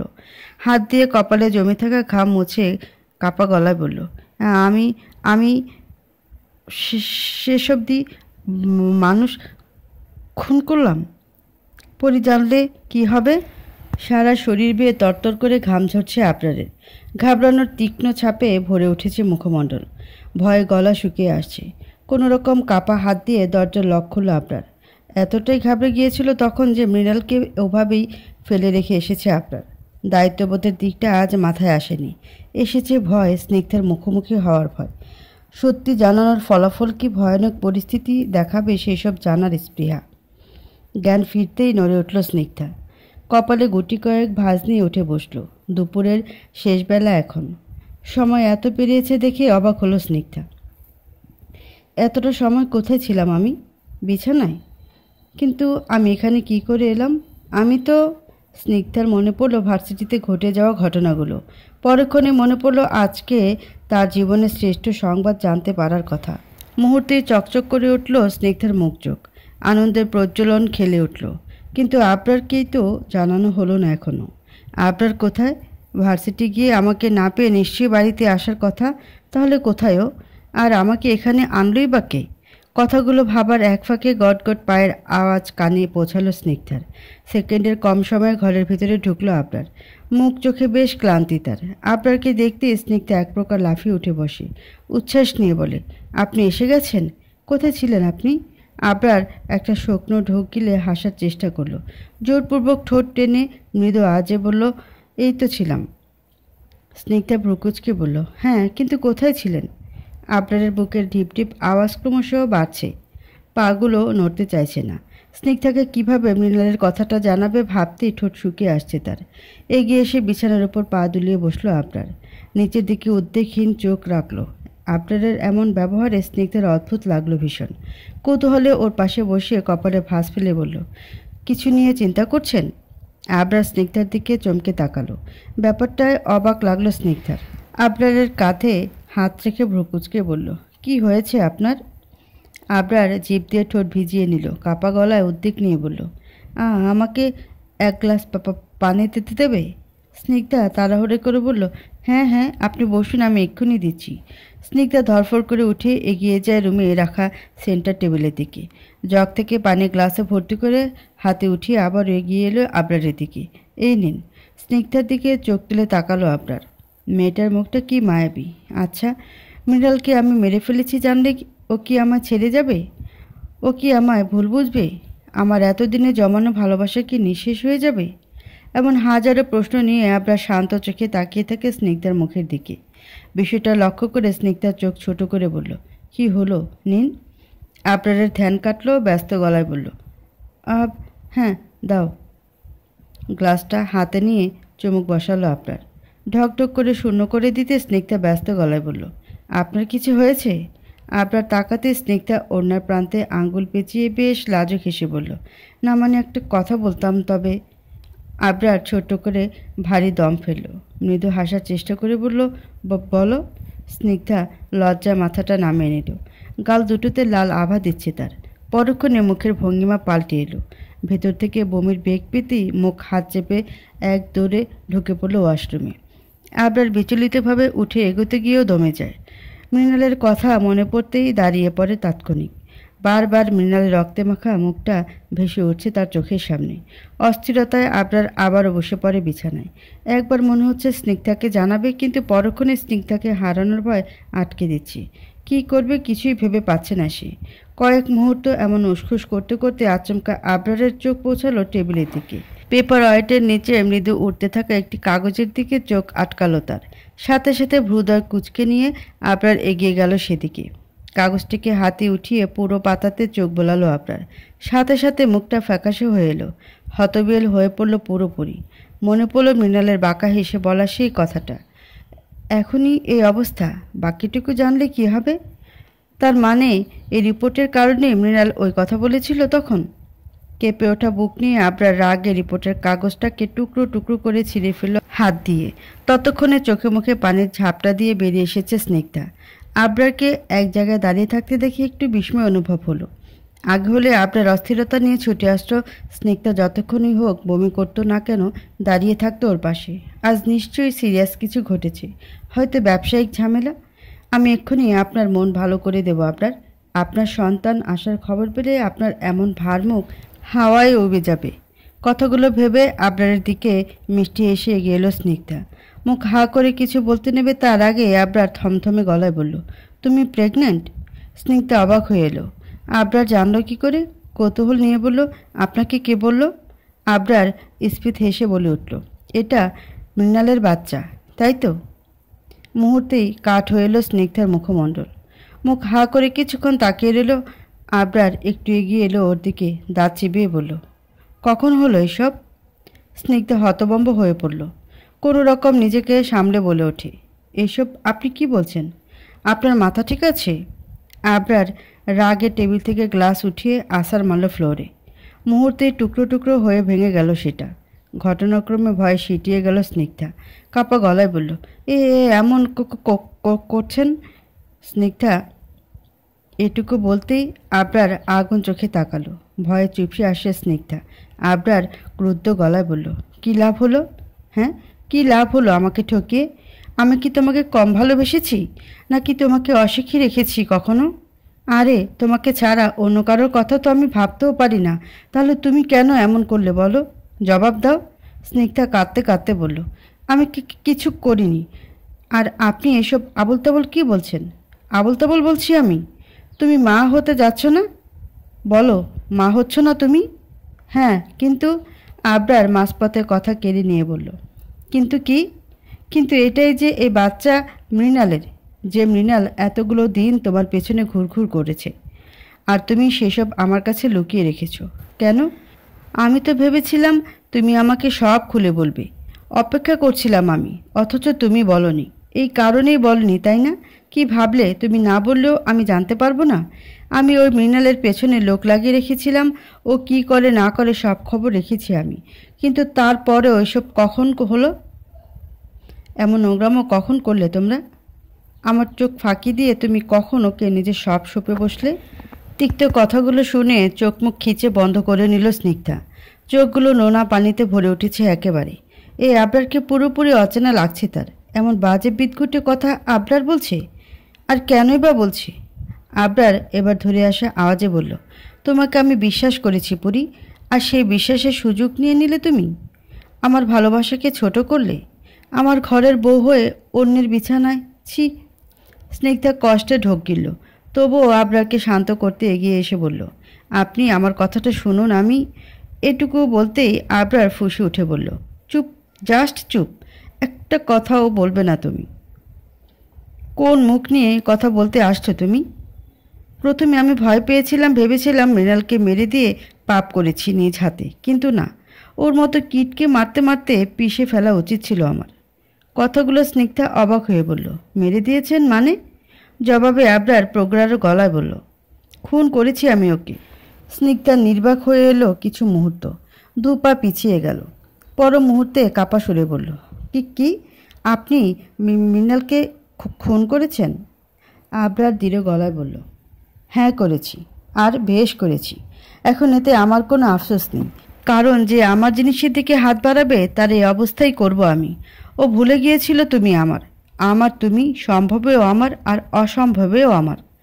আবরারে চেঁচিয়ে কথা বলা আর রক্তবর্ণ চোখ, সাথে মানুষ খুন করার মতো কথা শুনতে স্নিগ্ধা ভয়ে হাত দিয়ে মুখ চেপে ধরল। শরীর আবারও খারাপের দিকে এগোচ্ছে তার, মাথার চক্কর কাটছে। শেষ পর্যন্ত মানুষ খুন করলো আবরার? স্নিগ্ধার মুখ দেখে আবরার বিদ্যুৎ পাত্র খেসে বলল, কষ্ট হচ্ছে তাই না? খুব কষ্ট হচ্ছে এভাবে তোমার লুকানো প্রেমের ইতি ঘটিয়েছি বলে? তোমার প্রেমিককে মেরে দিয়েছি, তোমার বাচ্চার বাবা ছিল তো? এ পর্যায়ে স্নিগ্ধা তেতে উঠে বলল, প্লিজ চুপ করুন। তখন থেকে মুখে যা আসছে বলে যাচ্ছেন, আমার কথা শোনার প্রয়োজন বোধ করছেন না। একটা মানুষকে খুন করে সেটা আবার বড়াই করে বলছেন, আর আপনার লজ্জা করছে না নিজের বউয়ের চরিত্রে এভাবে কালি লাগাচ্ছেন? আবরার ধিক্কারমূলক হেসে বলল, লজ্জা আমার করা উচিত? সিরিয়াসলি? লজ্জা করা উচিত তোমার, একটা অবৈধ সন্তানের মা হতে চলেছ। ছি! কথাটা শুনতে রাগে শরীর রিরি করে উঠল স্নিগ্ধার। তবুও আবরারকে শেষবারের মতো বোঝাতে স্বর নরম করে বলল, দেখুন, আমাকে কিছু বলার সুযোগ দিন। আমার কাছে রিপোর্ট আছে, আপনি একবার দেখুন তো। আর ডক্টর আবরার মাঝপথে ক্ষিপ্ত গলা নিয়ে বলল, রিপোর্ট আর কি দেখাবে আমায়? আমি সব দেখে নিয়েছি, সব বুঝেও ফেলেছি। প্রথম দিনেই ওর সাথে হাসাহাসি, ভার্সিটির মাঠে বসে মৃণালের হাত ধরা, মাখামাখি, আর আজ একবারে বেডরুম অবধি নিয়ে আসা ওকে। তা করার এসছো ও বেডরুমে। স্নিগ্ধা এবার কান্নামাখা গলায় আকুলতা নিয়ে বলল, আল্লাহর দোহাই আবরার, চুপ করুন। এসব বলে নিজেকে আর ছোট করবেন না আমার চোখে, প্লিজ। আবরার চোখ বন্ধ করে একটা লম্বা শ্বাস ফেলল। চোখ খুলে খপ করে স্নিগ্ধার হাত ধরল বেশ শক্ত করে, ব্যগ্র গলায় বলল, চলো। স্নিগ্ধা বুঝতে না পেরে বলল, কোথায়? আবরার বরফ গলায় বলে, অ্যাবর্শন করতে। কথাটা বাকরুদ্ধ হয়ে এলো স্নিগ্ধা। হতবিহ্বল হয়ে বলল, কি বলছেন কি? আবরার গরম চোখে চেয়ে বলল, যা করার করেছ। এসব করলেও আমি তোমায় ছাড়ছি না, কিন্তু এই পাপ আমি আজই ধুয়ে মুছে ফেলবো। আমার থেকে তোমার রেহাই মিলবে না। যত যাই করো সারা জীবন আমার সাথেই থাকতে হবে তোমার, চলো। স্নিগ্ধা এবার ধরফর করে বসে পড়ল আবরারের পায়ের কাছে, পা জড়িয়ে ধরে কেঁদে উঠে বলল, না না, এমন করবেন না। এই বাচ্চা আমি কিছুতেই নষ্ট করব না, ও আমাদের ভালোবাসার ফল। আবরার, ও আমার। আর আবরার ক্ষোভে স্নিগ্ধার চুলের মুঠি ধরে দাঁড় করায়। ব্যথায় কোকে ওঠে স্নিগ্ধা। আবরার ক্রুদ্ধ গলায় বলল, আমি যা বলছি তাই করবি তুই। আজই ওই বাচ্চার শেষ দিন হবে, চল। স্নিগ্ধা শত আকুতি সত্ত্বেও ওকে এক প্রকার টানতে টানতে নিয়ে গাড়িতে ওঠালো আবরার। ধুম করে গাড়ির দরজা লাগিয়ে উঠে বসলো নিজেও। ওদিকে স্নিগ্ধার ভয়ে কলিজা শুকিয়ে আসছে। আবরারের রাগ সম্পর্কে অবগত সে। রাগের বশে সত্যি যদি বাচ্চা অ্যাবর্ট করতে নিয়ে যায় কি হবে? আবরার তো ভালো করে নিজেও কিছু বলছে না, তাকে কিছু বলতেও দিচ্ছে না। এখন কি হবে? কিভাবে নিজের অনাগত সন্তানকে বাঁচাবে সে? ফুল স্পিডে গাড়ি ড্রাইভ করছে আবরার। রাগ ক্ষোভ সবটাই পুষিয়ে দিচ্ছে এখানে। এতে যেন ভয় আর শরীর জমে যাচ্ছে স্নিগ্ধার। রাস্তা যত এগোচ্ছে নিজের মধ্যে একটা ছোট্ট প্রাণ বাঁচানোর ক্রন্দন নাড়া দিচ্ছে। মস্তিষ্কে প্রবল রক্তক্ষরণ হচ্ছে। আবরার তো বিশ্বাস করছেনই না, তার উপর আবার বাচ্চাকে অ্যাবর্ট করতে হবে। কিসের ভিত্তিতে? বাসায় ঢুকে আবরার তো শান্তই ছিল, তবে কি এমন হলো ওইটুকু সময় যে আবরার পাল্টে গেল পুরোপুরি? আর এতটাই রাগের বশে রয়েছে যে ডক্টর রিবন্তের কাছে গিয়ে টেস্ট করানোর কথা অবধি ভুলে গেল। সত্যি মিথ্যে কিছু যাচাই করতেও ভাবল না। কথাগুলো ভাবতে গিয়ে অশ্রুসিক্ত চোখ দিয়ে আবরারের মুখের দিকে একবার চোখ বোলালো স্নিগ্ধা। চোল শক্ত হয়ে আছে তার। স্নিগ্ধা চোখ সরিয়ে নিতে যাবে, আচমকা আবরার সামনে তাকিয়ে থেকেই বলল, ভেবেছিলাম তুমি আলাদা, সবার থেকে আলাদা, কিন্তু না, ভুল ভেবেছি আমি। আর ভুল করেছি তোমাকে ভালোবেসে। তুমি একটা নোংরা চরিত্রের মেয়ে। কথাটা স্নিগ্ধা ফিচিল গলায় বলল। আবরার? আবরার শক্ত মুখে তাকিয়ে বলল, কিন্তু আফসোস, তুমি যেমনই হও আমি তোমায় ছাড়ছি না। আর কিছুক্ষণ অপেক্ষা, তারপরেই তোমার এই পাপ আমি চিরতরে পরিষ্কার করে ফেলব। স্নিগ্ধার হৃৎপিণ্ড ধরাস করে লাফিয়ে উঠল। আবরার না হয় ভুল বুঝে মেরে ফেলতে চাইছে নিজের সন্তানকে, কিন্তু আমি কি করে সব সত্যি জেনেও এমন করতে পারবো? আমি তো মা। কোনো মা তার সন্তানকে মারতে পারে? না, আমার সন্তানকে আমায় বাঁচাতে হবে, ওকে বাঁচাতে হবে আমার। স্নিগ্ধার ধ্যান কাটলো গাড়িতে ব্রেক কষার শব্দে। হাসপাতালে পৌঁছেছে ভেবে স্নিগ্ধার ভয়ে প্রাণ উড়ে পালায়, কিন্তু পর মুহূর্তে আশেপাশে তাকিয়ে বুঝতে পারলো রাস্তায় সিগন্যাল পড়ে গিয়েছে। আচমকা স্নিগ্ধার মাথায় এলো এই সুযোগ, আবরারের ক্রোধ থেকে নিজের সন্তানকে বাঁচানোর সুযোগ। শুকনো ঢোক গেলে স্নিগ্ধা আবরারের দিকে আবারও তাকায়। ক্ষীণ আওয়াজ তুলে বলল, আমার ভীষণ শরীর খারাপ লাগছে, পানি খাওয়াবেন প্লিজ? আবরার না তাকিয়ে বলল, ডেস্কে আছে, খেয়ে নাও। স্নিগ্ধা তাড়াহুড়ো করে বলল, না, আমি ঠান্ডা পানি খাবো, নিয়ে আসুন না। স্নিগ্ধার গলার স্বর বেশ করুণ হয়ে এলো।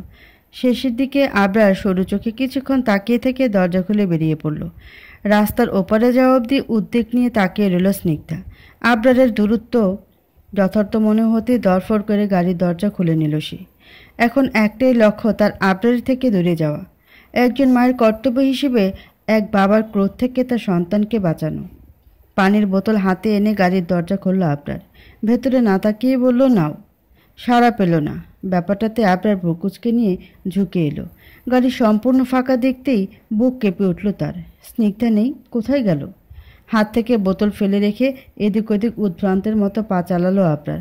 হন্তদন্ত চোখে খুঁজতে লাগলো স্নিগ্ধার ছায়াও নেই কোথাও। অধৈর্য হয়ে ডেকে উঠল, পরি, পরি। আবরার দৌড়ে একবার এদিক যাচ্ছে তো আরেকবার অন্যদিকে। ব্যস্ত রাস্তায় সবাই আবরারের এমন পাগলামি উৎসুক দৃষ্টিতে দেখছে। আবরারের হুট করে মনে পড়ল তনয়ের বলা সেই কথা, আপনার এই কোনো সামান্য ভুলের জন্য স্নিগ্ধা আপনাকে ছেড়ে চলে যাবে। কথাটা ভাবতেই শরীর ঠান্ডা হয়ে এলো আবরারের। হাত পা জমে এলো প্রায়। চোখগুলো স্থির করে বসে পড়ল গাড়ি ঘেঁষে ব্যস্ত রাস্তার মধ্যে। ক্ষীণ আওয়াজে হতাশ গলায় বলল, তবে কি তুমি আমায় ছেড়ে চলে গেলে? মিস্টার চৌধুরী, এ কী অবস্থা আপনার? আওয়াজটা শুনে চোখ তুলল আবরার। টানা 1 ঘন্টা ওভাবে রাস্তার পাড়ে রয়েছে সে, গাড়িতে হেলান দিয়ে এক পা গুটিয়ে অন্য পা লম্বালম্বি ছড়িয়ে, চোখে মুখে হতাশ ভঙ্গিমা। আশেপাশে লোকজনের ভিড় উপচে পড়ছে বেশ, কৌতূহল তাদের। খানিকক্ষণ আগেও আবরারের রাস্তার মধ্যে আর্তনাদ করা নিয়ে। ডক্টর রিবন্তী হক ভিড় ঠেলে কোনো মতে এগিয়ে এলো আবরারের নিকট। যাত্রাপথে আবরারের গাড়ি দেখেই নিজের গাড়ি থামিয়ে নেমে আসা তার, আর এসেই এরূপ অবস্থা। রিবন্তী এগিয়ে গিয়ে আবরারের কাঁধে হাত রেখে গোল চোখে উদ্বেগ নিয়ে বলল, এনি প্রবলেম মিস্টার চৌধুরী? আপনি এভাবে কেন? কিছু হয়েছে আপনার? আবরার খানিকক্ষণ মনোযোগ দিয়ে তাকিয়ে রইল। পর মুহূর্তে কালো মুখে ক্ষীণ আওয়াজ তুলে বলল, ও চলে গেছে? রিবন্তী হক ভ্রু কুঁচকে নিলেন। আবরারকে যতদূর জেনে এসেছে তাতে এরকম শক্ত মানুষ দুটো হয় না। আজ এমন কি হলো যে উনি মাঝ রাস্তায় সব কিছু ভুলে কান্নায় ভেঙে পড়লেন, তার উপর এভাবে হাত পা ছড়িয়ে বসে আছেন? ব্যাপারটা নিয়ে খানিকক্ষণ মাথা ঘাটিয়ে রিবন্তী হক আশেপাশে উৎসুক জনতার দিকে তাকালো। সামান্য গলা বাড়িয়ে বলল, আপনারা কি দেখছেন? যান, নিজেদের কাজে যান। এরপরে আর কেউ দাঁড়ালো না সেখানে। একে একে ধীরে সুস্থে যে যার মতো প্রস্থান নিতে শুরু করে। সেদিক থেকে চোখ সরিয়ে রিবন্তী পুনরায় তাকায় আবরারের দিকে। ঝুঁকে এসে শান্ত গলায় বলে, কে চলে গেছে মিস্টার চৌধুরী? আর আপনার মিসেস কোথায়? আপনার এমন অবস্থা কেন? আবরার নিচের দিকে তাকিয়ে শুকনো ঢোক গিললে বলল, নেই। রিবন্তী উদ্বিগ্ন হয়ে বলল, নেই মানে? এমন অবস্থায় কোথায় গেছেন উনি? আবরার চোখেতে তাকালো, সরু চোখ করে বলল, এই অবস্থায় মানে? রিবন্তী ব্যস্ত গলায় বলল, কেন, আপনি জানেন না? মিসেস চৌধুরী আপনাকে বলেনি? উনি তো প্রেগনেন্ট ছিল। আবরার কপালে ভাঁজ নিয়ে দাঁড়িয়ে যায়, সন্ধিহান গলায় বলে, আপনি কি করে জানলেন? ও তো... রিবন্তী মাঝপথে অধৈর্য হয়ে বলে ওঠে, আমি কেন জানবো না? রিপোর্ট তো আমিই করিয়েছি। আবরার চমকে উঠল, ভরকে গিয়ে বলল, আপনি ওর রিপোর্ট মানে? ওই রিপোর্টে তো আপনার হাসপাতালের নাম ছিল না, আর পেশেন্টের গার্ডিয়ানের জায়গায় তো অন্য কারোর নাম ছিল। রিবন্তী অবাক হয়ে জবাব দেয়, কি বলছেন মিস্টার চৌধুরী? আপনি নিজে আপনার স্ত্রীকে আমার কাছে নিয়ে এলেন, আমি টেস্ট করালাম, ভুলে গেলেন সেসব? তারপর আমি তো আপনার ল্যান্ডলাইনে কল করে রিপোর্টের কথা জানালাম আপনার স্ত্রীকে। এর পরদিন আপনার স্ত্রী এসে আমার থেকে রিপোর্ট নিয়ে গেল। তখনই না উনি জানলো যে আপনাদের সন্তান আসছে পৃথিবীতে। মা হচ্ছে জানতে পেরে সে কি খুশি না ছিলেন ওদিন। আর আপনি বলেছেন আমার হাসপাতালের নাম ছিল না, আপনার নাম ছিল না। এও কি সম্ভব? আবরার কিছুই বুঝে উঠতে পারল না। মাথার মধ্যে তালগোল পাকালো কিছু সময়। হন্তদন্ত স্নেহ যুদ্ধ চলতে শুরু করলো। আচমকা মুখের রং পাল্টে এলো তার। নিজের সাথে বিড়বিড় করে বলল, ও গড, ও রিপোর্ট তাহলে নকল ছিল?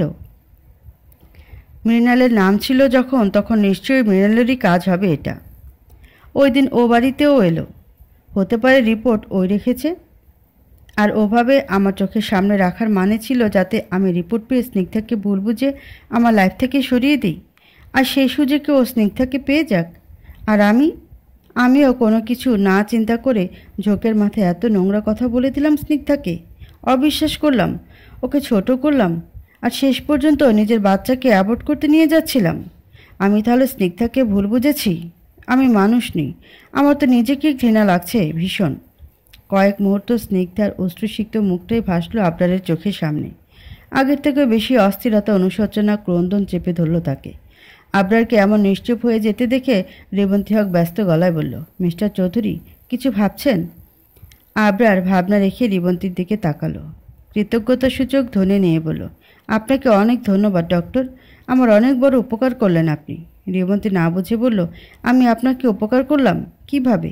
আবরার ব্যস্ত হয়ে উত্তর দেয়, আমাকে যেতে হবে, আসি। রিবন্তী হকের উত্তরের অপেক্ষা না করে ধৈর্যহীন হয়ে গাড়িতে উঠে বসল আবরার। রিবন্তীর চোখে মুখে জেঁকে বসা প্রশ্নগুলোর জবাব না দিয়ে গাড়ি চালু করলো। এরপর ফুল স্পিডে এগিয়ে গেল তার গন্তব্যের উদ্দেশ্যে। বাড়ির প্রত্যেকটা কর্নার খুঁজে নিয়েছে আবরার, স্নিগ্ধা নেই। আজকের একটা দিনে তার সব কিছু কেমন ওলটপালট হয়ে গেল। অথচ কালও সব কিছু কত সুন্দর ছিল, সাজানো ছিল, সুখের ছিল তাদের সংসার। খানিকক্ষণ আগে আবরার হেনালের থেকে জানতে পারল মৃণালের এখানে আসার কারণ। আর রিবন্তী হকের বলা কথার কিছু যথার্থ ব্যাখ্যা। স্নিগ্ধা একাই হাসপাতালে গিয়েছিল আজ, রিবন্তী হকের হাসপাতালে। তার মানে রিবন্তীর কথা পুরোপুরি সত্যি, আর বাকিটা স্নিগ্ধার অচেতন দেহ নিয়ে মৃণালের এ বাড়িতে আসার গল্প, সেটাও শ্রুতিগম্য হয়েছে আবরারের। সব কিছু এখন স্বচ্ছ, জলের মতো স্বচ্ছ পরিষ্কার। যেটুকু ঘোলাটে ছিল সে সবটুকু। কিন্তু দেরি হয়ে গেল ভীষণ। মেয়েটা নিশ্চয়ই নিজের অনাগত সন্তানকে বাঁচাতে সেই সন্তানের বাবার হাত থেকেই পালিয়েছে, কিংবা পালিয়েছে চরিত্রে লেগে যাওয়া মিথ্যে আর অর্থহীন দাগগুলো থেকে। তাই বলে আমি তোমাকে হারিয়ে যেতে দেব না পরি। আমি খুঁজব তোমায়। সমগ্র পৃথিবী এক করে হলেও খুঁজতে থাকবো তোমাকে। খুঁজে বের করবই। আমার করা ভুলের জন্য তোমাকে হারিয়ে যেতে আমি দেব না। তোমাকে ফিরিয়ে আনবো। তারপর যা শাস্তি আমাকে দেয়ার তুমি দিও, আমি মাথা পেতে নেব। দরজায় এত জোরে করাঘাত শুনে কাজ ফেলে দৌড়ে এসে দরজা খুলল মিনা। ওপাশে আবরারকে দাঁড়িয়ে থাকতে দেখে মুখে হাসি ফুটল তাৎক্ষণিক। সুতির কাপড়টা মাথায় টানতে টানতে বলল, আরে আপনি সাহেব, আসুন না ভেতরে। আবরার তাড়াহুড়ো করে ভেতরে এলো। আবরারদের জমিদার বাড়িতেই থাকছে স্নিগ্ধার পরিবার। আবরারের উপস্থিতি টের পেয়ে ভাত রেখে উঠে এলো মজিদ। খুশিতে প্রজ্বলিত মুখ নিয়ে বলল, সাহেব এসছেন যে? আসুন আসুন আসুন না। আবরারের ভেতরটা চিন্তায় ফেটে যাচ্ছে।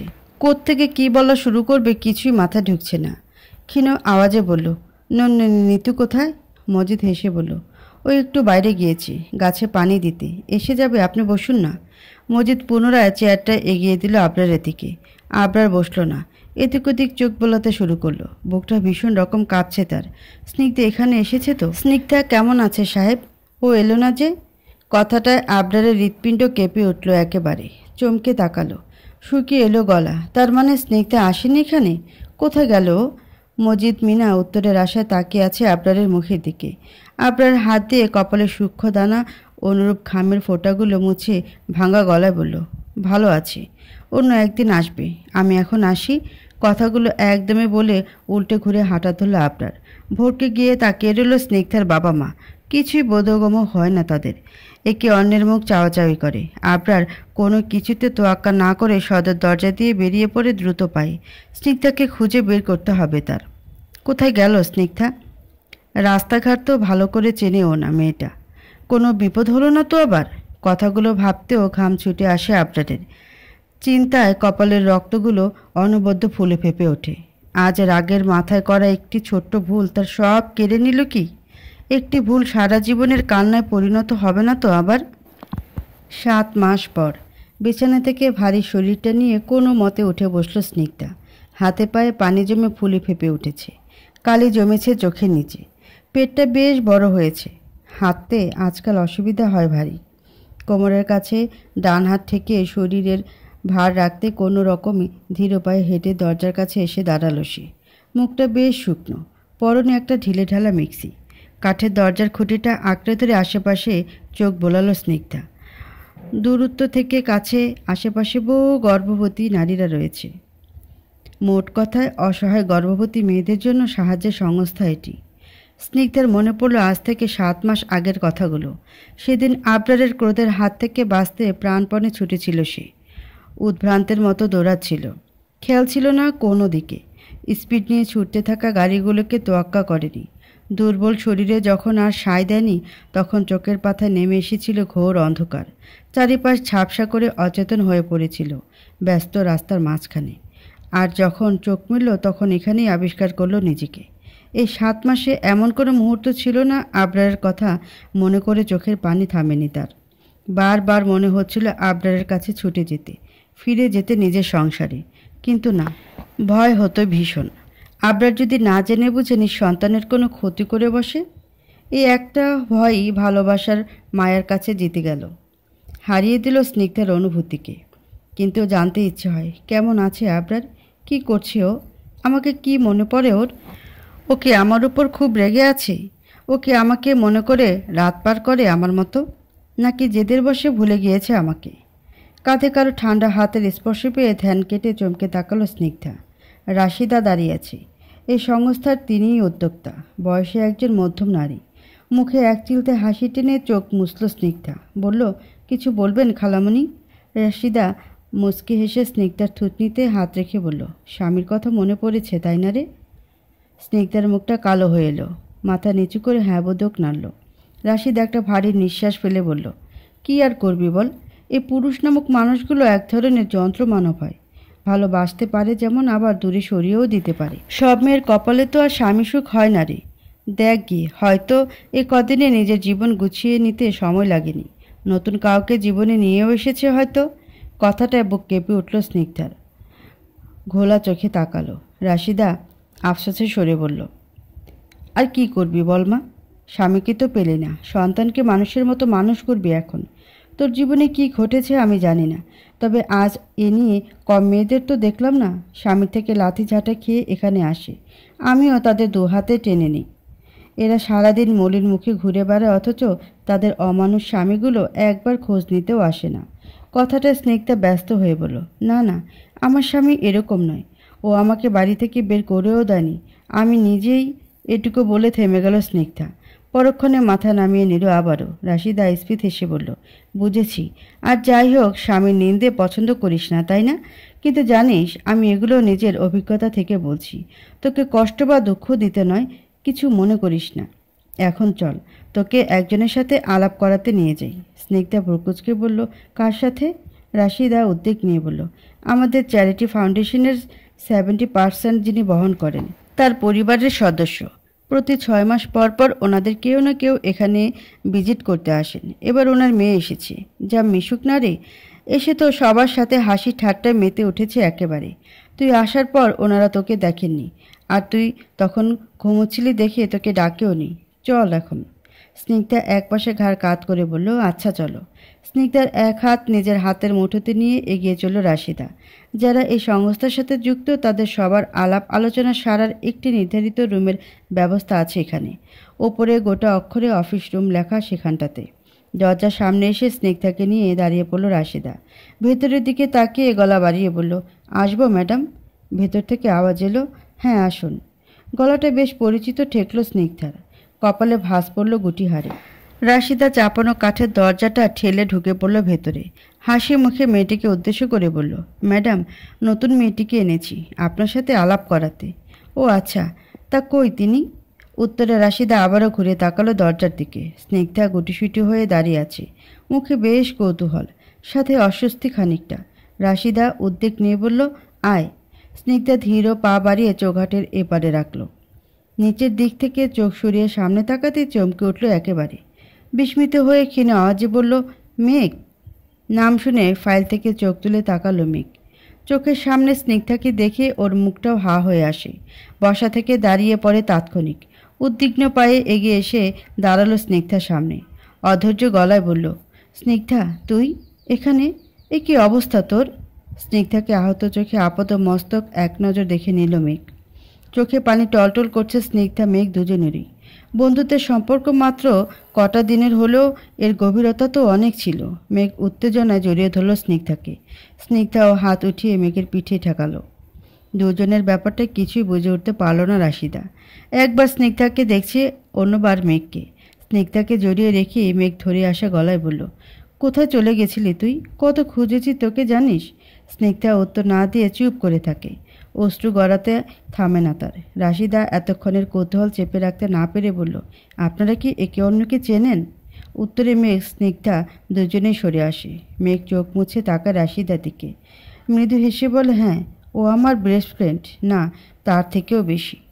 এটুকু বলে স্নিগ্ধার দিকে তাকায় মেঘ। ব্যস্ত গলায় রাগ নিয়ে বলল, তুই কোথায় চলে গেছিলি স্নিগ্ধা?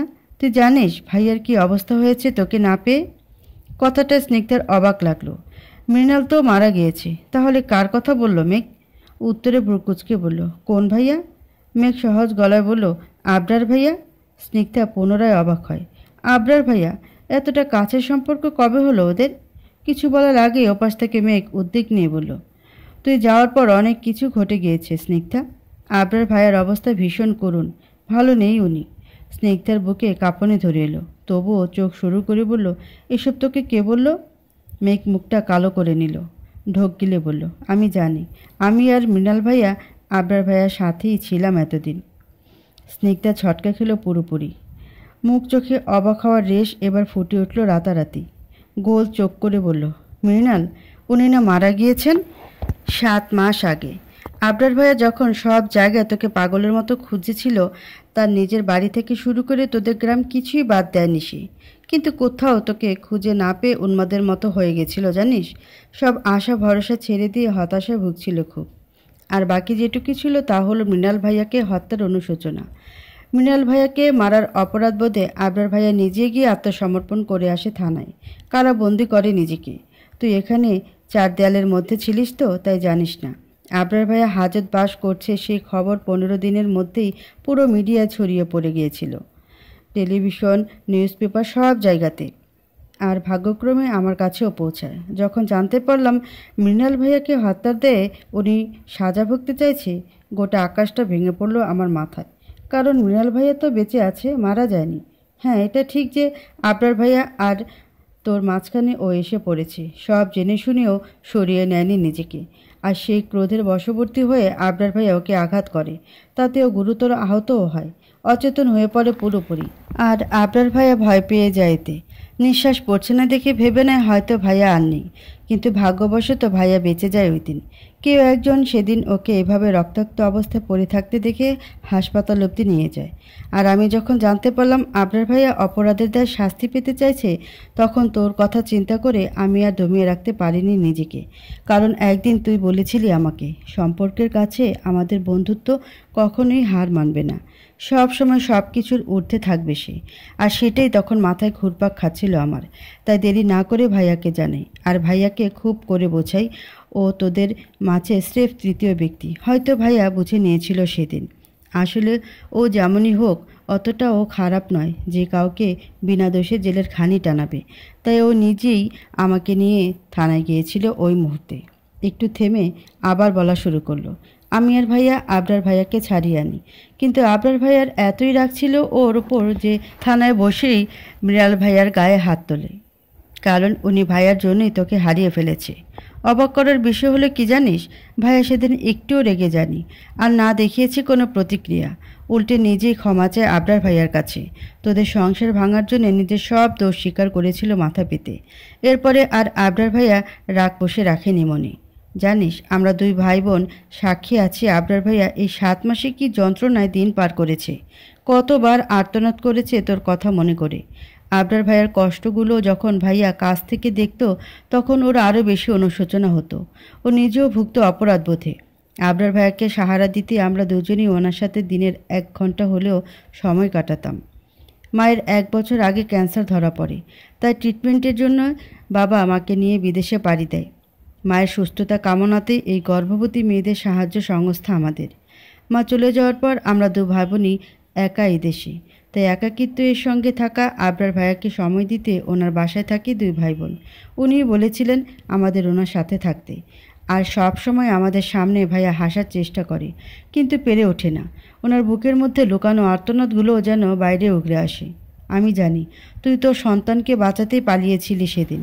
হয়তো রাগের মাথায় ভাইয়া নিজ সন্তানকে অ্যাবর্ট করেও দিত, কিন্তু এখানে ওনার কোনো দোষ ছিল না। এদিকে ভাইয়াকে মেরে ফেলার ভয়, তোকে জানানোর অস্থিরতা, তার উপর যখন প্রেগনেন্সি রিপোর্টে গার্ডিয়ানের জায়গায় মৃণাল ভাইয়ার নাম দেখলো, তখন আগুনে ঘি ঢালার মতো অবস্থা হয়। আর সেজন্য ভালো মন্দ কিছু না ভেবে ভাইয়া তোর সাথে খারাপ বিহেভ করে। কিন্তু বিশ্বাস কর, ভাইয়ের এতে কোনো দোষই নেই। তুই আর রাগ পুষে রাখিস না স্নিগ্ধা, ফিরে চল তুই। মেঘ আকুতি থামাতেই স্নিগ্ধা নিজেকে সামলে নেয়। এতক্ষণ বিস্ময়ে ভারী হওয়া চোখ নিয়ে মেঘের মুখের দিকে তাকিয়েছিল সে। মেঘ থামতেই স্নিগ্ধা অধৈর্য গলায় বলে, কিন্তু প্রেগনেন্সি রিপোর্টে মৃণালের নাম কি করে এলো? মেঘ একটা শ্বাস ফেলে বলল, ভাইয়া দিয়েছিল। তুই যেদিন অজ্ঞান হয়ে পড়লি ভার্সিটিতে, তখন তাকে বাড়ি পৌঁছে দিতে যাওয়ার সময় রাস্তায় গাড়ি থামিয়ে কোনো একটা ইন্টারনেটের শপ থেকে। ভাইয়ার মুখেই শুনেছি। কথাটা স্নিগ্ধার পিঠ থেকে এলো দেয়ালে। চোখ থেকে টুপ করে পানি গড়ালো কয়েক ফোঁটা। ক্ষীণ আওয়াজে বলল, এই জন্যই আবরার আমায় ভুল বুঝেছিল। সত্যি ওর ভালোবাসা মাপার মতো শক্তি আমার নেই। ভুল বুঝে হোক আর যাই হোক, যখন জানলো বাচ্চা ওর নয়, তখনও ও আমায় নিজের কাছ থেকে সরাতে চায়নি। হ্যাঁ, বাচ্চা অ্যাবর্ট করতে চেয়েছিল, কিন্তু আমাকে তো নিজের কাছে রেখে দিতে চেয়েছিল। আর আমি ওকে বুঝতে না পেরে দূরে সরে এলাম। 7টা মাস ভয় পেয়ে ওর থেকে দূরে সরেছিলাম। কত কষ্ট না দিলাম ওকে। কথাগুলো বলে কান্না ভেঙে পড়ল স্নিগ্ধা। রাশিদ এতক্ষণে এগিয়ে গিয়ে স্নিগ্ধার কাঁধে হাত রাখলো, নরম গলায় বলল, কাঁদিস না মা, যা হবার হয়েছে। যে মানুষ তোকে এত ভালোবাসে তাকে ছেড়ে আর 1 মুহূর্ত থাকিস না। এটা যে ভীষণ রকম অপরাধ হবে। তুই এক্ষুনি যা ওনার কাছে। কথাটা স্নিগ্ধা কান্না থামিয়ে চুপ করে যায় খানিকক্ষণ। পরক্ষণে চোখ মুছে উদ্বেগ নিয়ে বলে, আমি এক্ষুনি বাড়িতে যাব মেঘ, প্লিজ আমাকে নিয়ে চল। দরজার কলিং বেলের শব্দ পেয়ে আঙ্গুলের ভাঁজে থাকা সিগারেটের পোড়া অংশ স্ট্রেতে ফেলল আবরার। খোঁচা খোঁচা দাড়িগুলো ঝুলে পড়েছে এখন। বাদামি বর্ণের চোখগুলোর নিচে লেপ্টে আছে কালো রং, শুকিয়ে গিয়েছে বেশ খানিকটা। একটা ভারী নিঃশ্বাস ফেলে দরজা খুলতে এগিয়ে চলল আবরার। বাম হাত দিয়ে ডান হাতের শার্টের হাতা গুটিয়ে নিয়ে দরজার লক টেনে খুলল আবরার। মেঘ মুখে এক চিলতে হাসি টেনে দাঁড়িয়ে আছে ওপাশে। আবরারকে দেখিয়ে উত্তেজনা নিয়ে বলল, আবরার ভাইয়া কেমন আছেন? কথাটায় আবরার সরু চোখ করে বলল, কত বছর পর দেখা হলো। মেঘ মুচকে হেসে বলল, তা মাস সাতেক তো হবে। 7 মাস ধরেই তো দেখছেন না, তাই না? কথার মানে বুঝতে পেরে আবরারের মুখটা কালো হয়ে এলো তাৎক্ষণিক। নিচের দিকে তাকিয়ে ক্ষীণ আওয়াজে বলল, 7 মাস? মনে তো হচ্ছে 7 শতাব্দী। কথাটা বলে সামনে মেঘের দিকে চোখ তুলে তাকালো আবরার। মুহূর্তে চেহারার ফ্যাকাশে রং পাল্টে এলো তার। কয়েক মুহূর্তের জন্য একেবারে স্থির হয়ে এলো চোখ দুটো।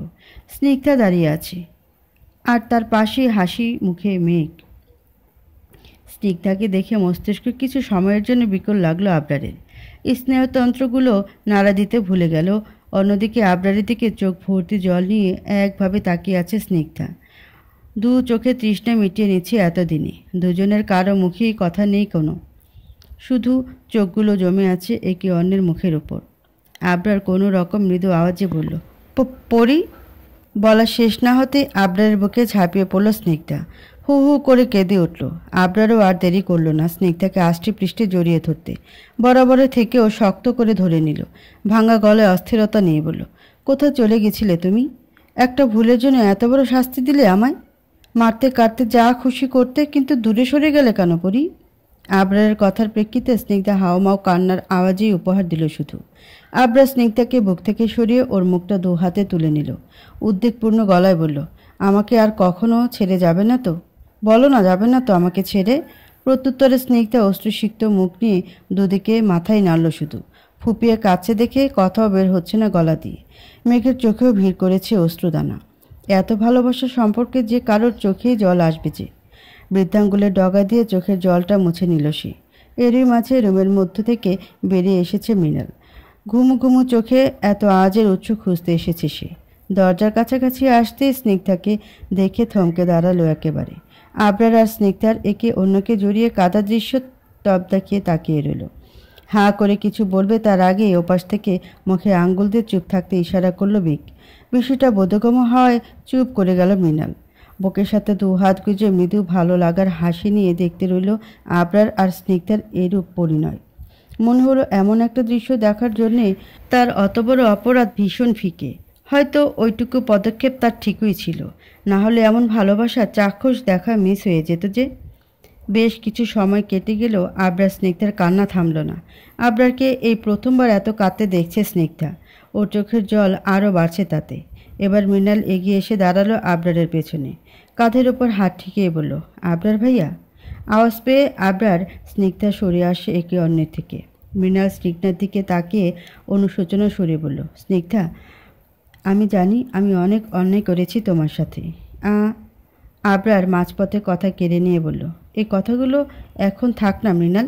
ক্ষমতা তুমি চেয়েছ অনেকবার। আর সব থেকে বড় কথা যে নিজের ভুল বুঝতে পারে তার আর কোনো ভুল থাকে না। মৃণাল মৃদু হেসে বলল, না ভাইয়া, আমি আপনার কাছে ক্ষমা চাইলে স্নিগ্ধার কাছে অপরাধী। ওর কাছে ক্ষমা চাওয়া এখনও বাকি আমার।